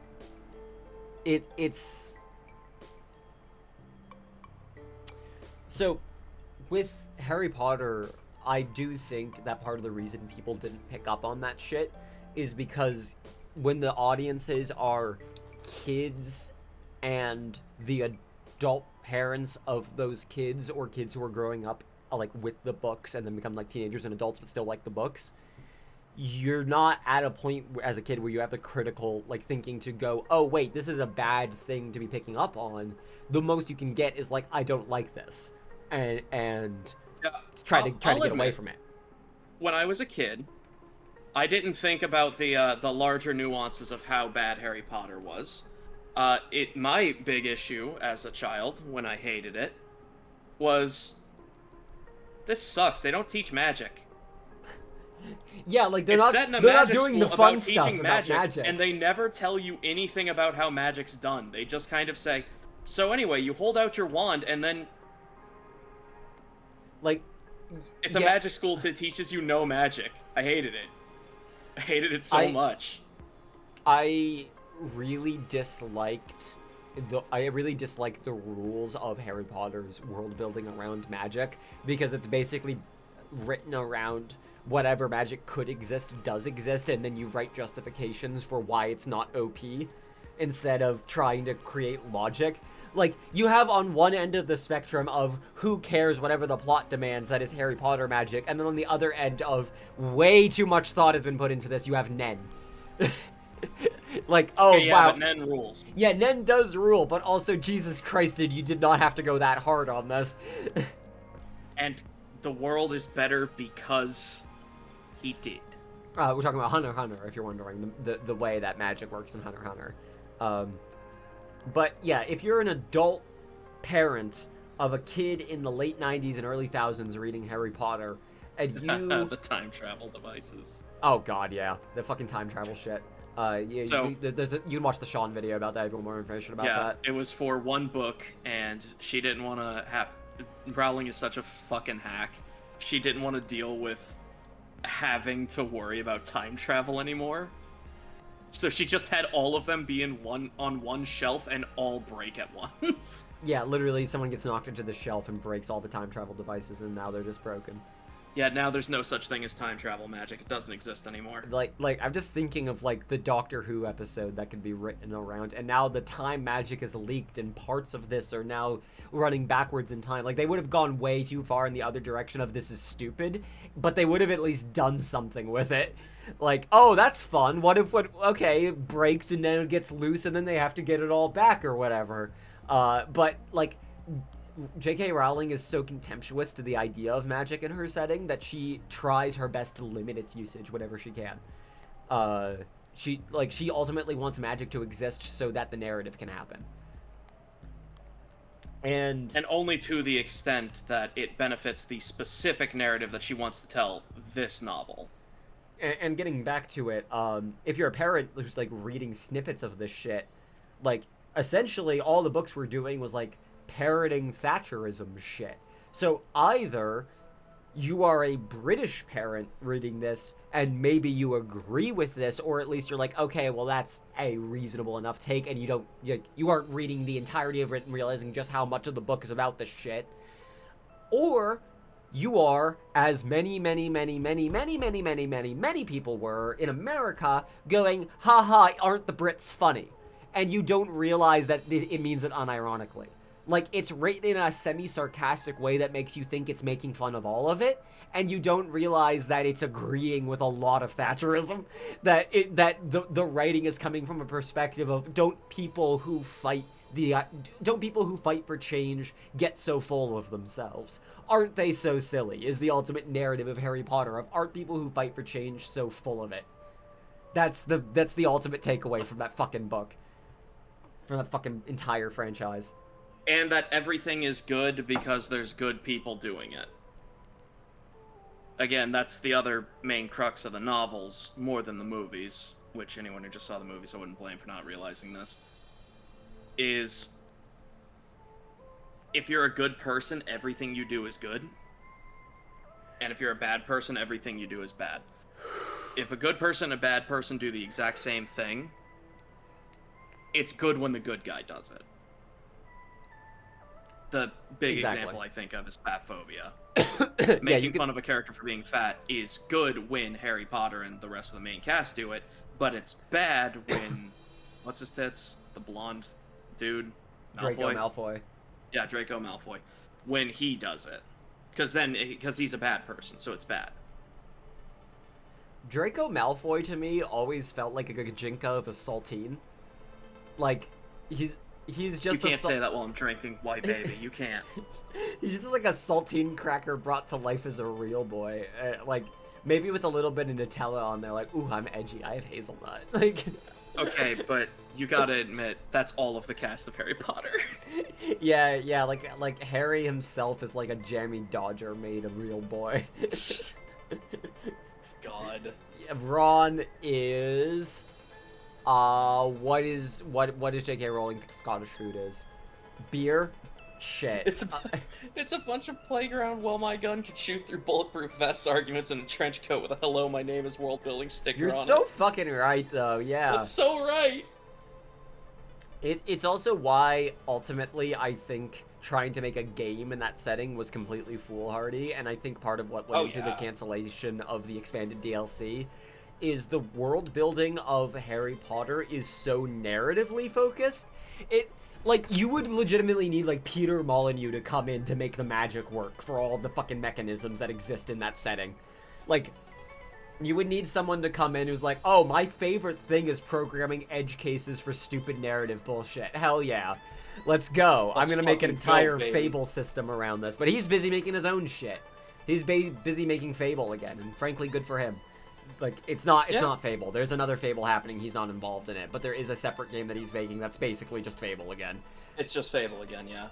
I hope Which I'm fine with. I like Fable. I hope Peter Molyneux stops grifting people with his overpromising. I hope that he stops chronically lying and he continues to actually do the thing he is good at, which is make funny video games and then have other people figure out how to do the rest of the actual stuff of a company.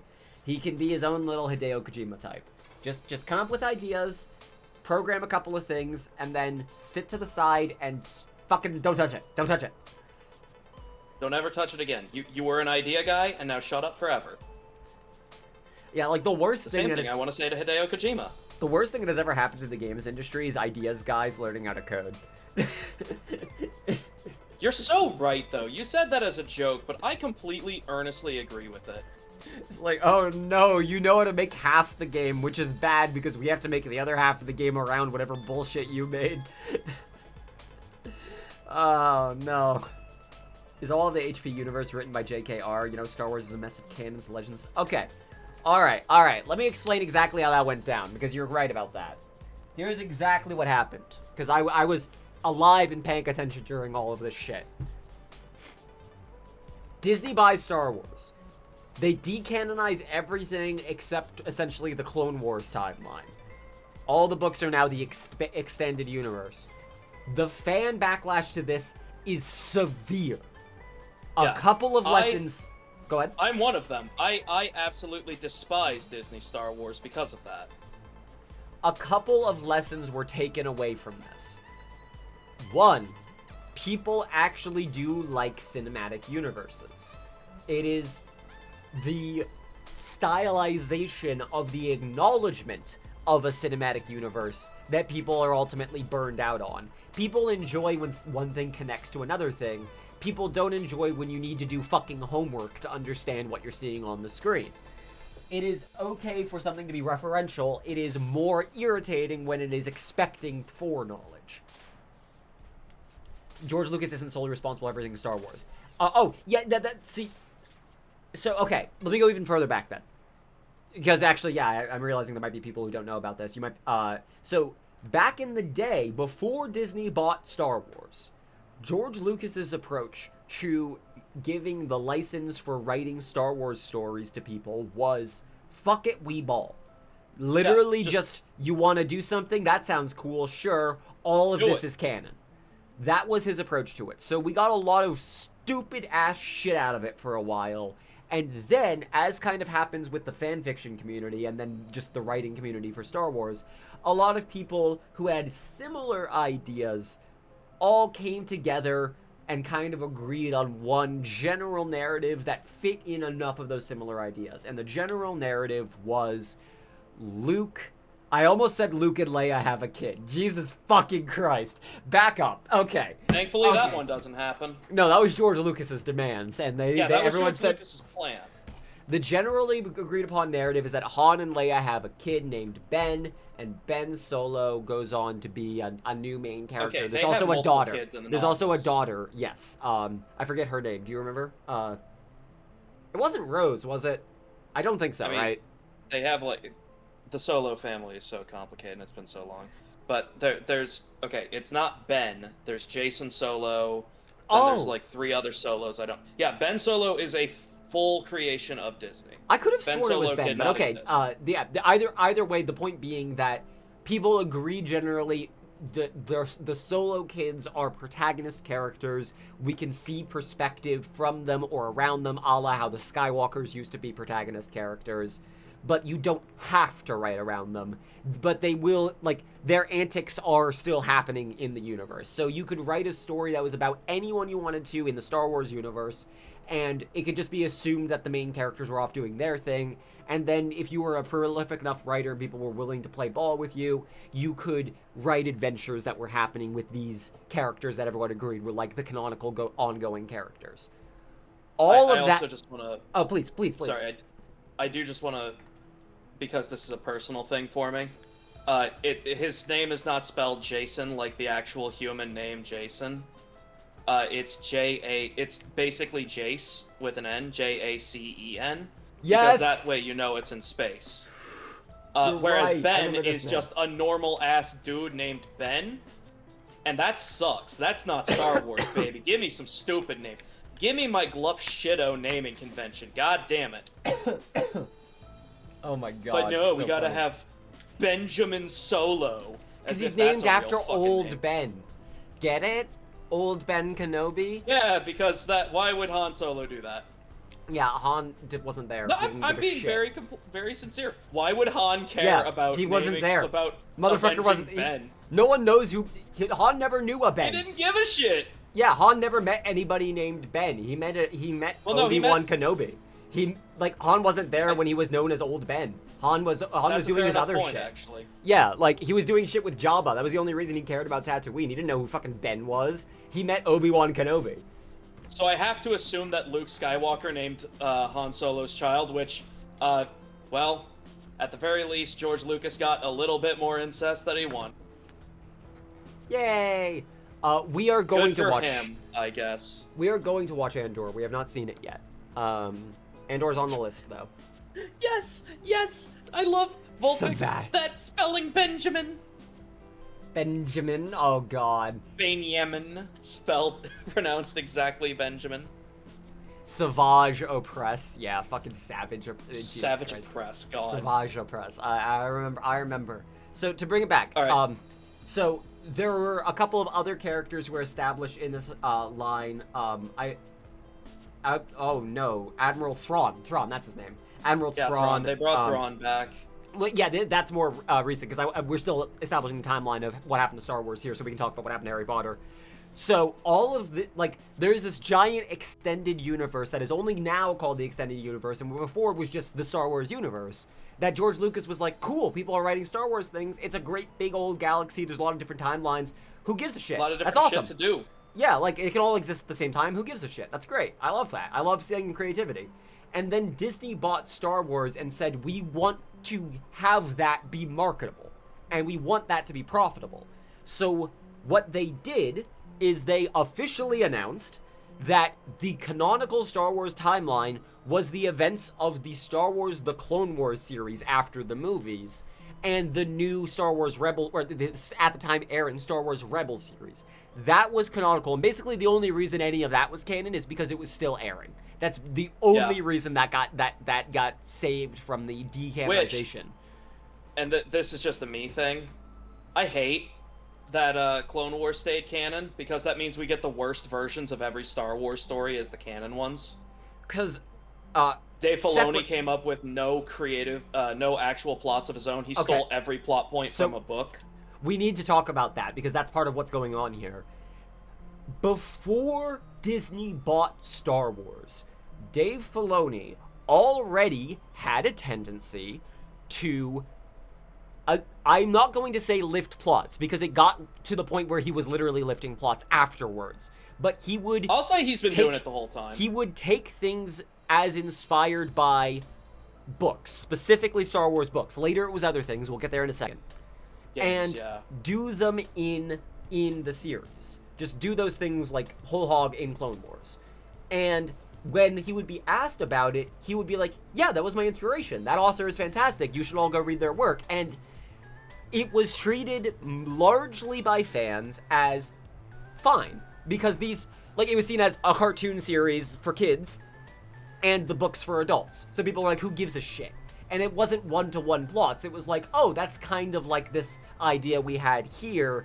I see you're doing a take on it, but now Obi-Wan gets to be the protagonist character instead of this, like, invented character for the story. Cool. Like some authors take it as a compliment. I'm sure others did not. Then Disney bought Star Wars and made all of that shit non-canon. So now, Dave Filoni and his team of writers have a whole bunch of material to pull from. They cannot technically officially acknowledge that basically he just started plagiarizing shit. Like, the Bad Not Batch... basically, that's the thing that he did. The Bad Batch is the Star Wars Clone Commandos, I believe was the name of the game. Yeah, it's Republic Commando. It's Republic Commando. But, it's the plot of Republic Commando with some details changed. This is the thing that infuriates me the most. He took the cast of Republic Commandos and bastardized them to make them the antagonists. I hate him. I hate this fucking hack and everything he's ever touched. It's like to be clear, the main cast of Bad Batch are inspired by Republic Commandos, and then the literal archetype characters who are supposed to be direct one-to-one references, if not the same character, they're supposed to be like this is supposed to be for the fans, are antagonistic characters in the narrative. Scorch, literally Scorch from Republic Commandos. It's only Scorch. Has his entire character rewritten to make him a Imperial loyalist, where, if any of you read the books, know he hated the Empire and was constantly thinking about defecting. But they made him the main Imperial loyalist just to make him the main antagonist. So, there's a question of when does this become theft when there are Star Wars stories being done that are literally, we got approval from Zahn, I think his name, Timothy Zahn, to do a Thrawn story. Like, it's even if he's not working on it, he's like, yeah, I don't have any issue with this. Like, we talked to him about it. Versus, like, we're just gonna take shit and just do it. And if anyone says, hey, isn't that just this shit? We go, well, yeah, it's inspired by. And like, okay, but when does it be you're just doing the story? You just took the story and you just stole it and you're doing it now. And that's where Star Wars is as a cinematic universe now, is a lot of old heads going, oh, this shit is here, but it's different now. And a lot of new people... worse. It's always worse. Filoni always dumbs down the plots. Because he's a hack who writes for stupid babies. And a lot of new people going, hang on, I feel like I've seen this story before. Wasn't there a Clone Wars episode that was basically this? And then going back and going, oh, back then it was like as inspired by, like, this is a Thrawn story, we put a different character in perspective here. And then now that you're literally doing Thrawn stories. And I need to be so clear about this. It is not specifically Dave Filoni's fault. It is largely his fault. It is not specifically his fault. Other people... Like Jon Favreau and other writers are involved in this shit. Yes. Dave Filoni it's not is the exclusively his fault, but it is mostly his fault. Dave Filoni is the dude who was using the excuse of, no, this is just like for the fans, it's a reference, that I personally find pretty fucking insidious, and I think is kind of inexcusable. Like, to just take stories whole hog and not credit them, but instead like shout them out. I don't like the precedent that sets, and I don't like the era that we're in now that is post that precedent. But that whole reaction was unfolding during the time where J.K. Rowling started doing her I'm gonna confirm random bullshit on Twitter about the Harry Potter universe thing. Yeah. So the people who were marketing at Harry Potter went, we can create like a central Wizarding World database of things and fun facts about the Harry Potter universe and bring in other stuff other than what J.K. Rowling has written. Things that are either approved by her or fan theories that end up being confirmed, or literally stories like plays or like spin-off like short stories written by other people that can be canon in the universe and are not written by her. And that is why some of the Harry Potter universe stuff is not J.K. Rowling stuff directly, but all of it has her fucking stank on it. because it all has her seal of approval on it, and all of it is usually she is the woman who comes up with the names of things. If something needs an official name, usually it's her, and it's usually pretty fucking racist. It's usually pretty racist. I'm gonna say that Wizarding School number 7 is one of the more racist things she's done. Where was that? I believe that was the school in Africa. Oh my god. And it doesn't get a name. I like the idea that she didn't name it that, but instead the name she did give was so bad that the person who had to type it in just went no and just put Wizarding School number 7. Well, okay, but there's also Wizarding School like 5, 6, and 7. Yeah, I just think that one of them was the one in Africa. That she just couldn't think of a racist enough name, so they just didn't. We're not naming it Alacaparthide. We can't name it that, J.K. Rowling. Okay, absolutely no, hang not. On. No, you shut the fuck up. That is a perfect name. That is fantastic. Alacaparthide is amazing. You name it that right fucking now. That's so much better than Magical School number 7. There's a school that goes from Morocco to India and has no name. Yeah, just a cool, like, 1.5 billion people on the planet. They don't get a name. That's fine. I believe there's the one Asian school that covers all of China and Japan. Yeah, I'm sure they'll be chill with that. Don't worry. Yeah, they'll be chill with that. Also doesn't get a name. Dude, sure, there's no complicated history there. The Sorting Hat gets regularly assassinated by the state at that school. Holy fucking shit. Like, okay, are you in the Taiwan or the Nope, dead. The Sorting Hat gets fucking, obliviated and no longer has existed. Dude, the assassination of Shinzo Abe must have gone so fucking hard in the Harry Potter universe. That was magic. That doohickey shouldn't have worked. It was just magic. Yeah, exactly. Imagine it with actual fucking magic. Yeah, Taiwan and China share a wizarding school in the Harry Potter world. All of Asia does. All of Asia has one, but England has its own specific one, separate from the rest of Europe. Like all of East Asia has one, because India and Morocco has a separate one as well. Okay, fair enough. But, like, it's entirely going off of vibes of geography and remembering the state of the world in the 1980s. Like,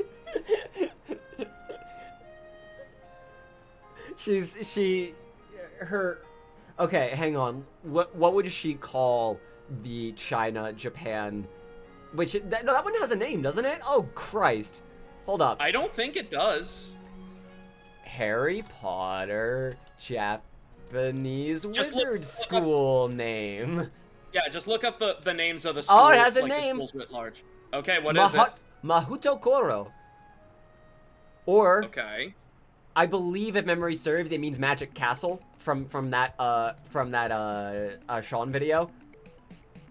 Japan has its own, does it? Yeah, that's.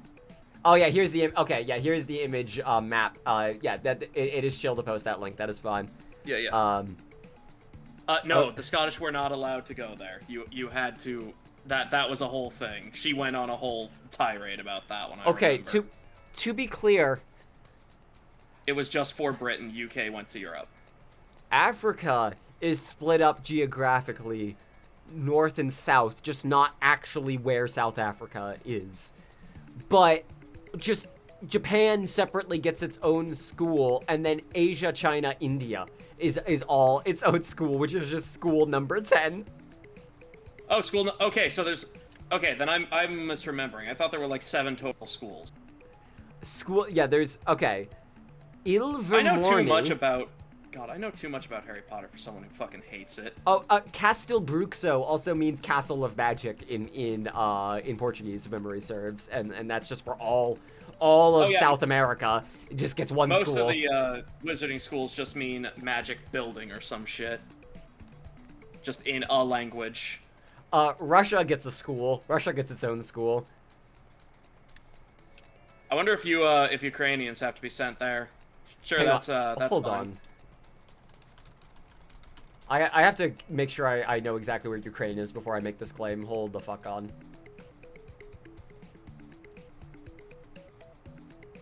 Wait. I am, like, pretty certain, yes, Ukraine is counted. I'm looking at this map, and the spot where Ukraine should be is just blue. I'm almost... Maybe I'm wrong. Hang on. No, yeah, Ukraine's blue. Yeah, no, Ukraine is blue in there. Cool. Yeah, so yeah. Ukrainians, you're all Russians. I hope that isn't a complicated topic. I hope that there's no underlying issues with that. Okay, but for okay. the purposes of magic, you are Russian. I need to show this picture on stream if we're going to talk about Please this. do. I need to see it. All right. I need to see how dumb this is. Let me get... let's just keep streaming. Fuck it, I'm having fun. Okay, thankfully I've got some screen real estate to work with here. So here are the Harry Potter wizarding schools, right?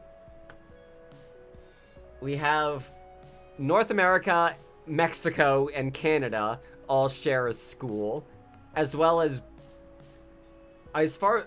No, sorry, hang on, wait. Greenland gets Europe's school? Yep, okay. Alright. Geographically, I'm sure that's a fucking nightmare. What train is going across the ocean there? Wait, and Cuba, oh my god. Australia and New Zealand getting the same school doesn't surprise me in the slightest, but it not having a name actually does. Like, I'm surprised she wasn't like, oh, these are the ones I could be racist against, like, openly, because I'm British. Like, I am surprised she didn't go for, like, criminal, delinquent school or something. School for fuck-ups. Punishment school. Oh, yeah, let's just throw Thailand in there as well. Fuck it, why not? It genuinely would have made more sense to count that in with India. And that's also bad. But it would have made more sense than counting it with Australia's school. Okay, let's be real. J.K. Rowling doesn't know where Vietnam is. She does not fucking know. I do think that she probably thought, the thought did occur to her at some point, should I give Korea its own school? And then went, I don't want to have to deal with the whole north-south thing one way or the other, because then I would have to understand what that is. So I'm not going to. It would make sense that, like, historically these schools encompass multiple areas, but it makes less sense that the new ones weren't made, especially in cases of countries that have famously contentious relationships with their neighbors like Ukraine and Taiwan. So we have to remember that Harry Potter takes place vaguely in the 90s. Just sometime vaguely in the 90s, right? So... Something like that, I think. I'd also like to just float out the unintentional issue that she's created here. The British are the most magically inclined group of people on the planet. Yeah, because they have to have their own fucking school. Yeah, they have their own school. And again, I remember her stating that other members of the UK had to go to European schools. So it's just the British. They have the good one. That's another important thing. Hogwarts is the good one compared to all the others. So they are just the most magically inclined group of people on the planet. Is the special school in special canon? Boys? Yeah, and like, she just created an explicitly nationalist fucking world. And a lot of people don't... I feel like a lot of people don't really talk about that aspect of it. Man, what does Durmstrang mean? Because I have to imagine nothing. Durmstrang. I'm gonna look that up right now. Durmstrang Institute. Sorry, hang on. Why is it referred to in the past tense on the Harry Potter wiki? Excuse me? That's a good sign. One of the largest... Oh my god, you all, we are reading the Wikipedia article on the Harry Potter fandom for the Durmstrang Institute because this is fucking insane. Durmstrang Institute was one of the 3 largest wizarding schools in Europe, the other 2 being Hogwarts and Beauxbaton. Located in the far north of the continent, the school was willing to accept international students from as far afield as Bulgaria. Having existed since at least 1294, Durmstrang was one of 3 schools that competed in the Tri-Wizard tournament. Oh, this shit's canon.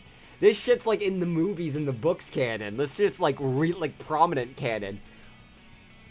Durmstrang only admitted purebloods. But individual students didn't necessarily share this prejudice. I'm stunned that prejudice doesn't have its own blue link here. The school has the entire Balkan. Of course, it's in the past tense. Like, I mean, okay, no, hang on. Of course, there's no blue link to the Harry Potter wiki for prejudice. That's just the rest of the wiki. That's fair. What I'm saying is, what happened to all the people who are in those areas, who continue, like, those areas continue to exist. Like, what happened to the school? Well, they're not important to the plot, so they don't matter. They're not British, so they're not really real, you know?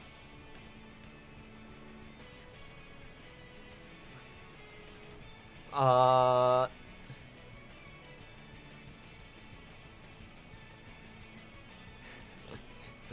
just seeing the pictures of people from the school, and it's... I want you all to imagine the people that John Wick is shooting in a movie, and it's those people. Like, it's like, are they a little bit brown or Russian? Ding, ding, ding, they're here. Like, okay, short haircut, Yushenka, bandana, cool, cool, cool, put him here.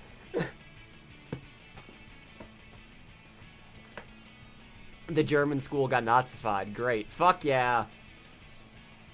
I mean, why wouldn't it? Why wouldn't it?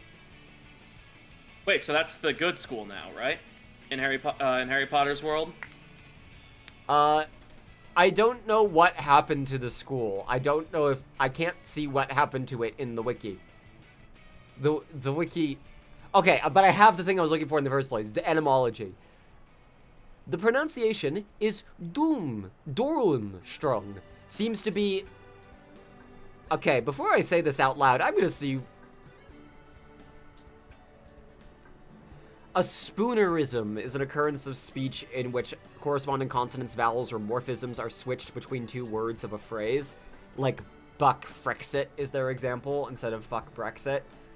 That is a funny way to say J.K. Rowling didn't know what the fuck she was talking about. That's a funny way to go, no, it's actually a spoonerism.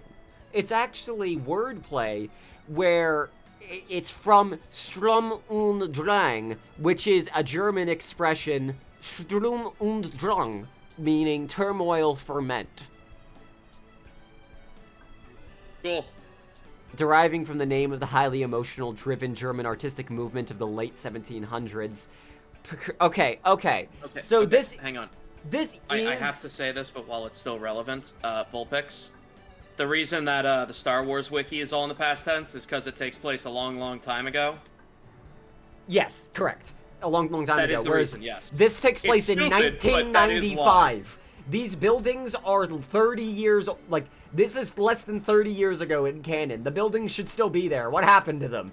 But also, this... For reference, this... For everyone else, this would be like if J.K. Rowling named the Italian school a Naissance-Ren. Like... That is the equivalent of what she has done here, of just taking an artistic movement, and swapping a couple of the sounds around without caring what those words mean. That is the kind of school, that is the kind of naming convention she has here.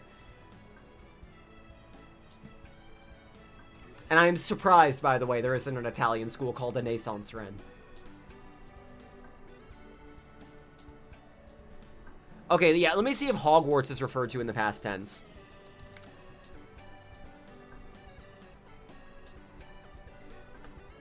Okay, it is.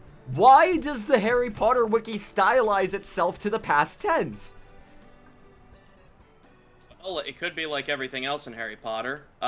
We saw another better series doing it, and we thought that would be cool. They looked at Wikipedia once. Everything's past tense. Let's do it. Cool. Do you have a frequently asked question? Formatting, policies.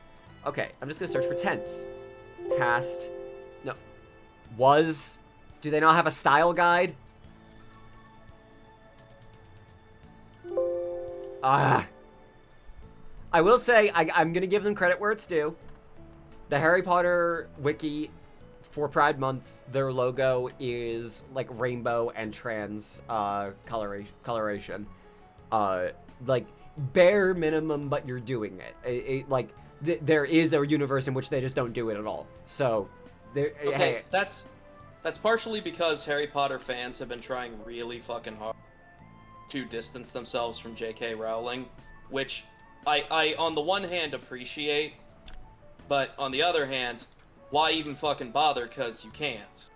Yeah, you gotta be a real specific kind of person to really still want to salvage this despite the author actively removing it from you.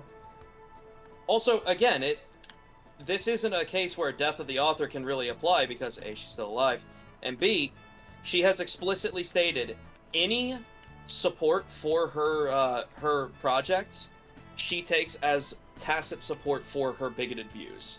Yeah, like, she heard people saying you can separate the art from the artist and made it a point to say, no, I am directly taking this support and using it to promote my ideology because I think I'm right. And again, if you do this, it means that you like me. Yeah, and that means you like everything about me. She's delusional, is my point. I believe you should be able to separate the art from the artist to a certain point. Yeah, I agree, to a point. That point is much easier to start when the artist isn't active and doing horrible things currently and using the money from supporting her to continue doing those horrible things, and the normalization from the series continuing to be mainstream instead of something we kind of refer to as cringe. Like, aren't they making a new series covering the same stuff as the books except with new actors who haven't announced reboot? Yeah, like, it's continuing to be popular in the mainstream. For the record, that series is gonna fucking do terribly. That series is gonna be awful because it doesn't have an audience who is going to be okay with it. They're going to be desperately trying to reassure Harry Potter fans, no, this is good, this is queer friendly, this is nice, this is something you'll be okay with. But the kind of people who actively want a new J.K. Rowling thing and want new Harry Potter stuff are going to think that's virtue signaling and irritating.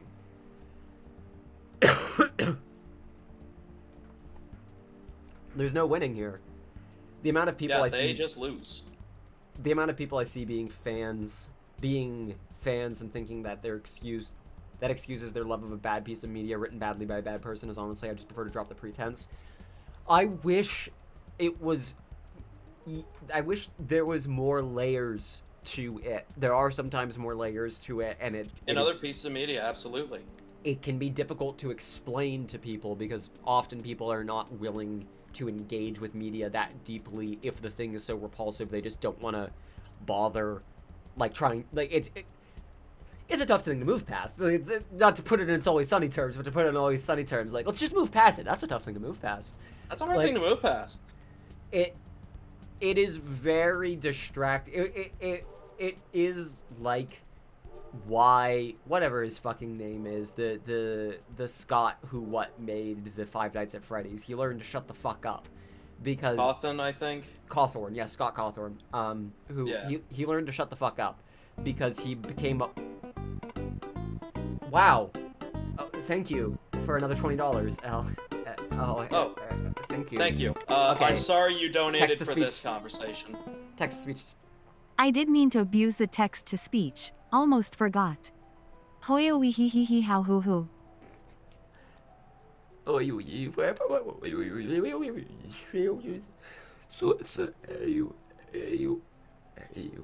You are Madden. Football. Football. Madness. Thank you very much. Oh, Thank you. That Microsoft Sam voice is fun. I developed that from a young age. I've got this very distinct memory. I want to set the scene. I want to paint a picture for you all, okay? Because if I ever fucking finally finish We Will Not See Heaven, I want to have a scene like this in the game. It's so clear in my mind. You know those really stupid long orange extension cables that are usually used at construction sites? Like industrial length extension cable? My dad stole one of those from the radio station he worked at. They weren't using it. Whatever. Who gives a shit? Brought it home because my sister and I, Marina, had in the backyard an old decommissioned broken down Jeep that used to be my mother's car when I was like too young to remember that. It was just sitting in the forest in the backyard, surrounded by trees, foliage covering it, and we kept cleaning the inside to keep it halfway decent. We have an extension cable going from the house all the way across the yard, like half an acre across the yard. It was a big fucking property, because the only properties that existed in northern Maine was big properties. To this car. And I want you to picture my sister and I, like, probably she's 10, I'm 8, sitting in the car with our bubble Mac, like, the semi-translucent, like, atomic purple coloring bubble Mac, with the volume at max blast, making the robot voice with the sing button on, sing stupid meme shit that a 10-year-old would think is funny. No, anything that Elon Musk has done. Love to fart. I fart so hard. Like the things that the people were doing with like 15.ai before everyone started realizing how gross all this was, like of like saying funny things, but with like technology from the 90s in like the mid 2000s. So the visual is this purple wood panel covered Jeep that has been converted into a fort for 2 kids with a computer, a bubble Mac, and a keyboard and mouse set up there, like Capri Sun juice pouches, and a long ass extension cord like snaking all the way across the yard, a long ass way. Sun beating down and like filtering through the window and through like the trees, and hearing like poop like coming from the computer, like blasting it at max volume. And like this memory is so clear in my head. Like this is one of the best memories I have of my childhood. It is like playing with the computer out in the wilderness, like in our little fort of like broken down, outdated technology. And that is where I learned to do that robot voice, was because I thought this voice was so funny. I decided to mimic it. And I learned how to do that robot speak voice, because I was just parodying the thing that we were doing there, and that memory is still so delightful to me. I really want to recreate that visual of like 2 people sitting with a computer in like a broken down car that's been turned into like a fort or a house, like in like a tree covering. I think that's like such a striking visual. Like I still remember it so clearly. I can remember it to this day. I think other people will remember it too. Volpix says, like, sometimes you'd get harassed by a transphobe than... Like, sometimes you'd rather get harassed by a transphobe than keep being around people who wear Harry Potter merch and support trans-friendly, read non-trans, femme-friendly spaces. See, that's interesting, because I also want to say I've seen the opposite of that. It's not just one or the other. It can happen either way, of spaces that are only trans-friendly to femmes, who are not willing to accept... not willing to accept trans mask people because it's seen as somehow not real or less authentic. Like, I have seen the toxicity coming from the other direction. And that's like, interesting, because I have only seen ignorance when it comes towards like... Oh, I've definitely seen ignorance, bigotry towards hatred of trans men, but most of the hatred I see is just general ignorance of thinking that all people are women. Yeah. And not understanding that trans men exist. That's the usual bigotry I see. I'm not used to a scene that is cool with trans women, not cool with trans men, and know what trans men are. I have yet to personally see that. So that's interesting. But please continue on. Well, I mean, that was basically the point, is like, at least a transphobe, you know what you're fucking getting, right? They're gonna make it obvious that they dislike you. Like, it really is the people who are, like, constantly trying to justify to you why they're not being transphobic, as they continue to financially support a woman who will call you a slur to your face and then, like, go online and get praise for it, is pretty insulting.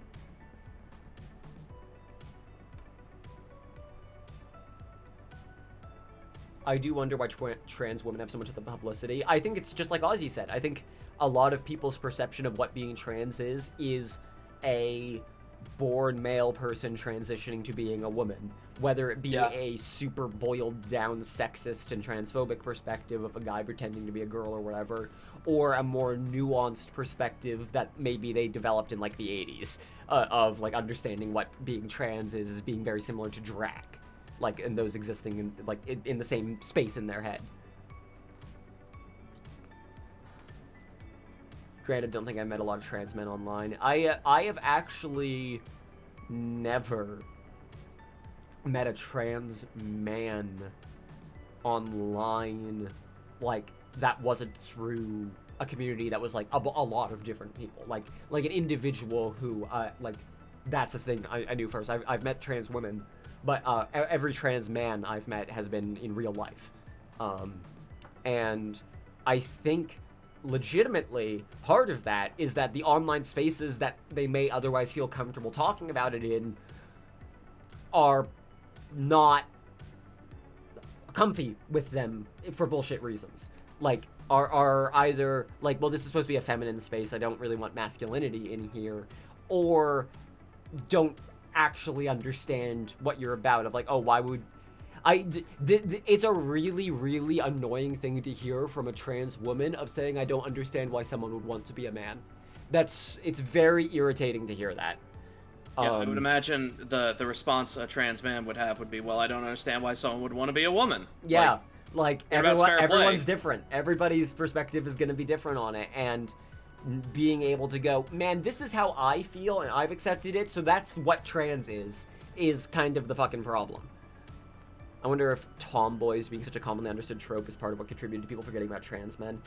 There is definitely that, in the same way that there are people who think that trans women are drag queens and that those are the same thing. I do think there are people who think, like, maybe a trans man is just, maybe you're just a tomboy. Like, you're actually a woman or something. I think that's contributed to continued transphobia.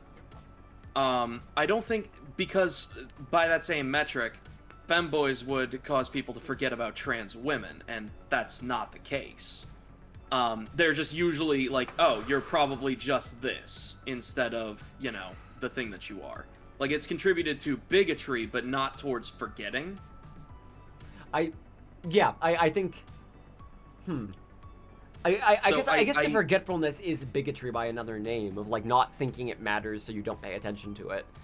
Definitely. Like, putting it bluntly, because so much of the this is just my assumption, because of so much discourse around trans people being demonized as, like, dangerous or predators, or, you know, all the insane transphobic bullshit, because so much of that is rooted in, well, only masculine people could be this way, so and we're transphobic, so trans women are masculine, said all that fun stuff.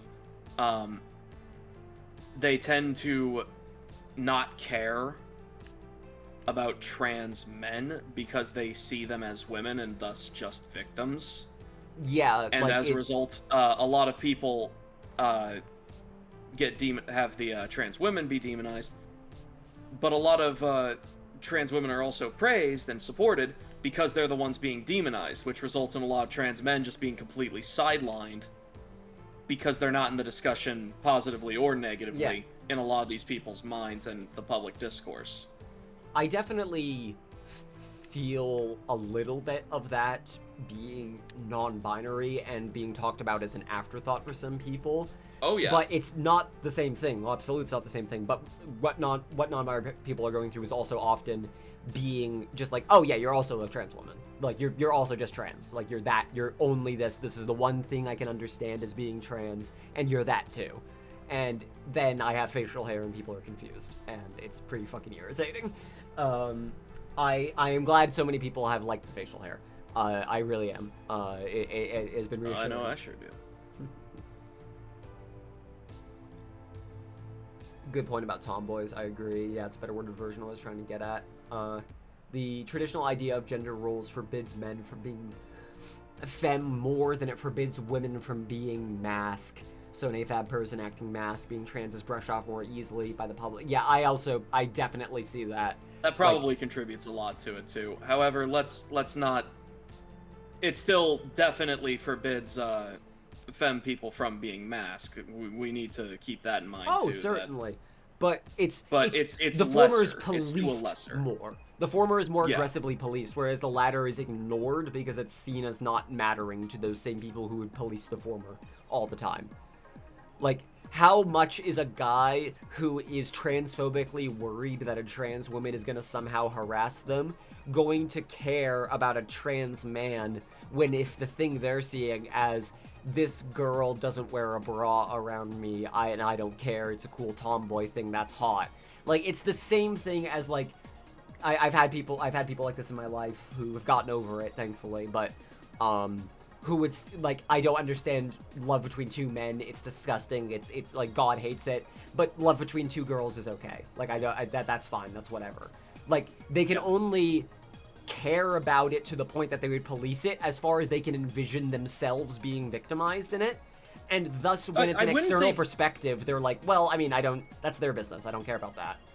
Maybe victimized is a way to put it. I think I would say more how they are influenced by it or affected by it. How does this affect me? How does this affect me? Yeah, 50 flavors of how does this affect me. To put it into sunny terms, that's actually a useful turn of phrase. Like, put it in sunny terms. It really is. How does this affect me? A lot of people, a lot of straight people who are homophobic are cool with lesbians because it's hot to them personally. And that's the full extent of it. I don't know, man. Bigotry's a very weird and stupid thing. The decision of when someone thinks it's okay to step in and harass someone for it in a public form is influenced by the way that society sees masculinity as being a default and femininity as being an acceptance. And the way that it's in private or definitely in online spaces is influenced, I think, is much more people's unfiltered personal opinions, like good or bad. I think there's a certain amount of, in public, people, like, regardless of how I feel, I just don't give a shit. I'm just not gonna say anything about it one way or the other, up until the point where they feel like somehow it's going to affect them. Like, I'm in a bathroom and someone is in here who might have genitals that aren't mine. Oh no! Oh! I don't know, man. Maybe it's just me. Maybe I'm the weirdo.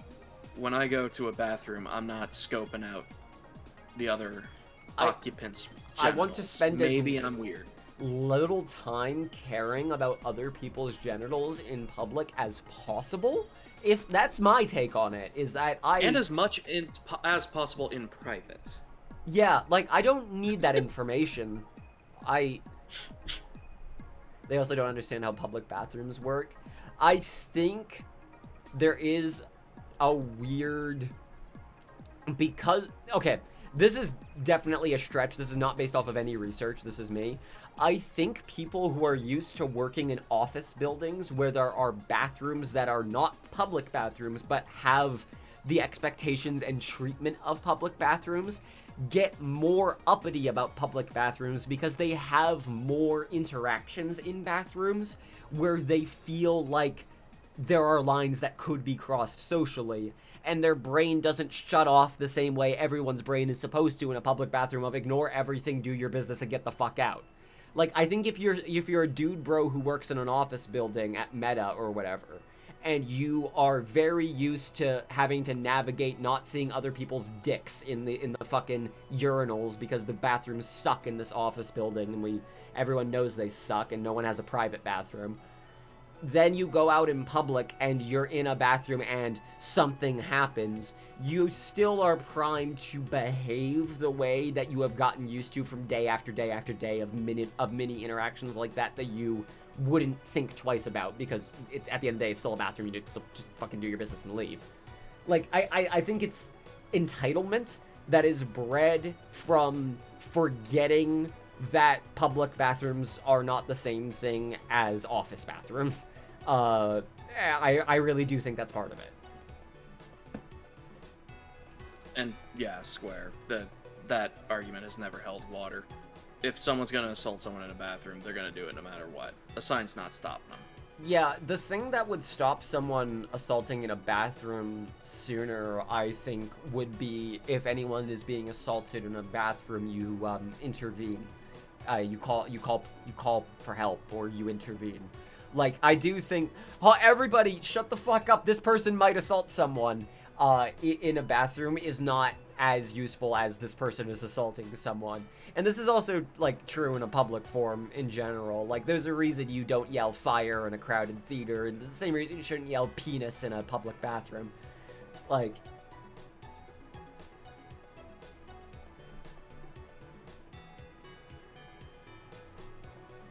But what if I think it's really funny? The penis games? Yelling peanut? Yeah.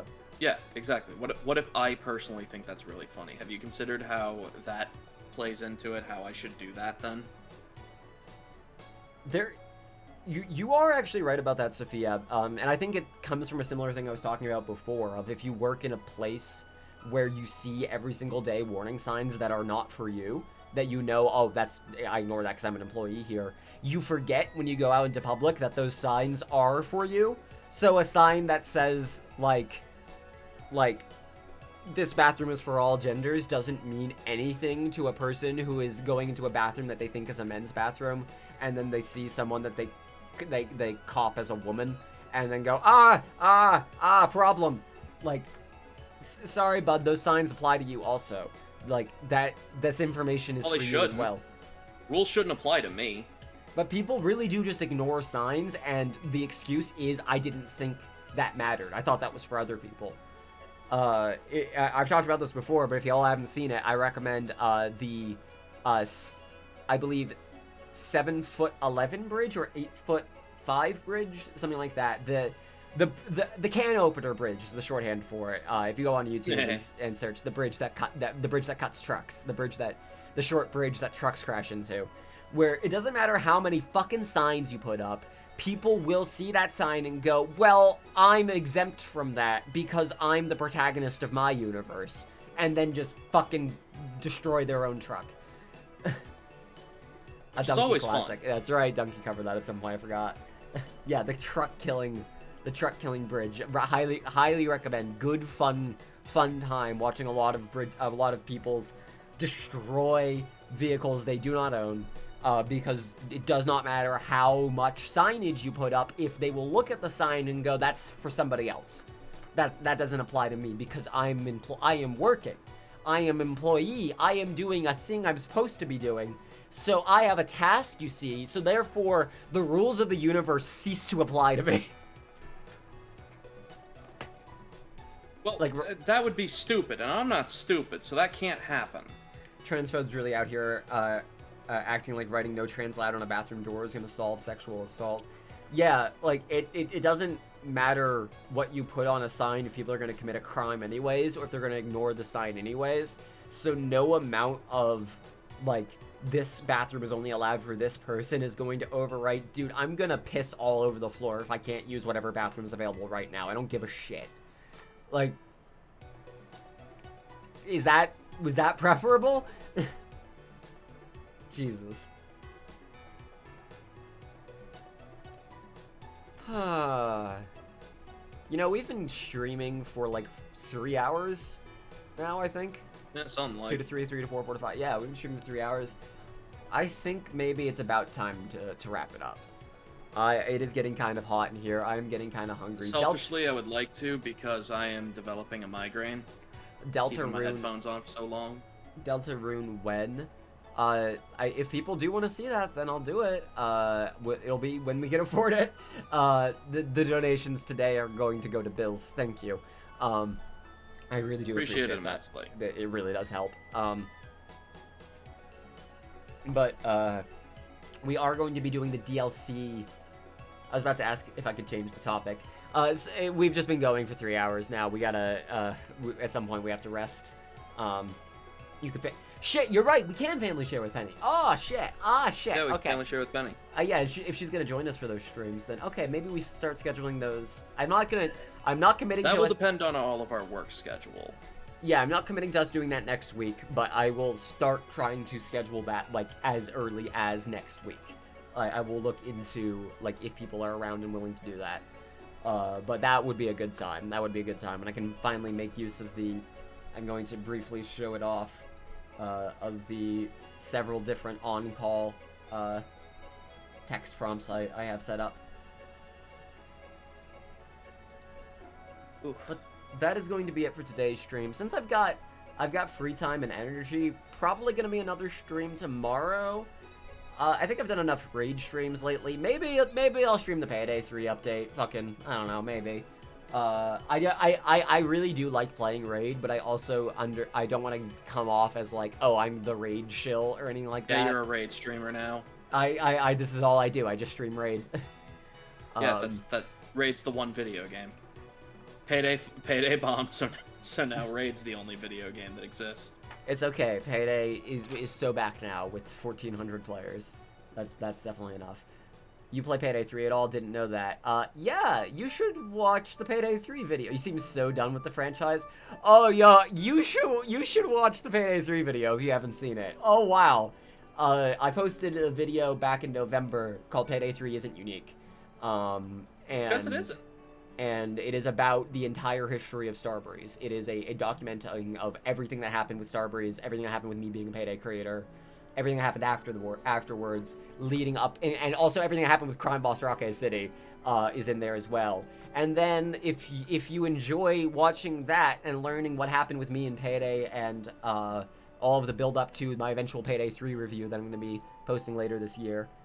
I did watch that video, actually. That was a topic I was going to change. Yeah, we were talking about that at the beginning of the stream. But Ozzy needs to go. The Payday 3 review is probably going to be later in the year. Looks like I forgot about the part where you talk about you playing Payday 3. It's at near the very beginning of the video. It's actually fair to forget about that because there's a lot of distance between it. But like the whole intro is footage I recorded of me playing. And then I talk about like I reached 100 hours, 100 levels in as many hours. But yeah, I play it actively. I'm keeping up with everything about it because I feel like it's only fair that I review it properly. And then I'm going to be very done with it afterwards. Just for my own health's sake, I'm probably gonna like uninstall all the Payday stuff after that. I'm sure I'll go back to it someday for fun. But after the whole Payday thing, I will want a break. I'll keep Raid installed though. I like Raid. Raid's good. And yeah, if you have not seen my new video about Raid, I have a new 3-hour video. It's a documentary about Raid World War II, how that was made, what happened with that, where I interview Ilya Petrushich, the creator, the creative director. Yeah, how the game ended up that way. I feel like everyone, though I feel like it's going to be a lot of punching out in a game everyone knows is bad, I think you'll be surprised, because I don't want to do that. That's why the first video is the way it is. There are people who deserved punches, and I punched at those people. You also watched that, don't worry, still have sub from the clown days. Ah, hell yeah. But there are people who deserved to be ridiculed. There are people who deserve to be called out for their bullshit. And then there are people working on Payday 3 who, like I said at the beginning of the stream, really just are trying. They care. They want to be there. And it would not be fair to go, lol, game bad, let's dunk on it, because the situation those people who care have been put into is fucking untenable. It's bullshit. It's a bullshit situation that they are put into by no fault of like 50% of them and only partial fault of the other 50% of them. Because there's a lot of new people there who were sold on a promise of a studio that isn't the studio that's there anymore. And then there are legacy people there who were like a contributor to how things got to where they were, but not the contributor, because all of the most active contributors have already fucking left. Okay, this is definitely the perfect song to end the stream on. The credits theme for Sly Cooper. Excellent. Yeah, so I don't want to just dunk on the devs. That's... Oh, let me fix the transform on that.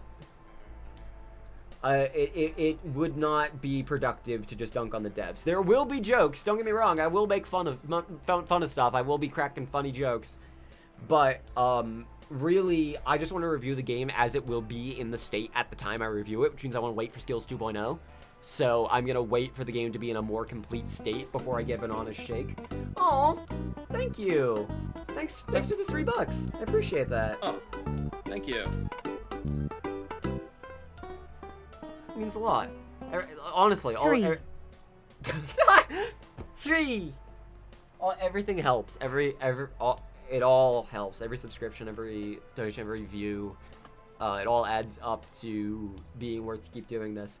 If you haven't read the article, by the way, Chromacoth, that's one more thing you can read, because that's dunking on the people who actually deserve it. I'll link that real quick. If you want the actual people who are responsible for Starbreeze being as bullshit as they are to get their comeuppance, this is where that happens. This is a lot of making fun of people who deserve to be made fun of. I read like 80% of the way on a train. Yeah, it's worth going through because the ending is the like complete allegation. But if I only had the ending, then it wouldn't make sense without all the context. So that's why it's written that way. But I think I'll make an audio reading of this article so that people can go through it a little easier, and people who can't like either have trouble reading English, because I know there are some people like that who prefer videos because hearing the words is better than trying to remember what the word is if English is your second language, or people who just, you know, bad eyesight, don't want to read a whole bunch of small text, make it easier for them. I think I'll be my next project. Thank you all very much for watching. I will see you all tomorrow for another stream. And please, please take it easy. Oh, wow. Other Connor is once again streaming Lost Judgment. That's cool. I do see that there's somebody streaming Raid World War II. However, I do believe that they are not streaming in English. So that I don't know how much you would all be able to go enjoy that. So I'm going to go ahead and host Distortion Devil. But if you are all interested in watching Raid World War II, there is someone streaming it right now. One Gork07, Gork with a 0. So, take care, y'all. Peace. Bye-bye.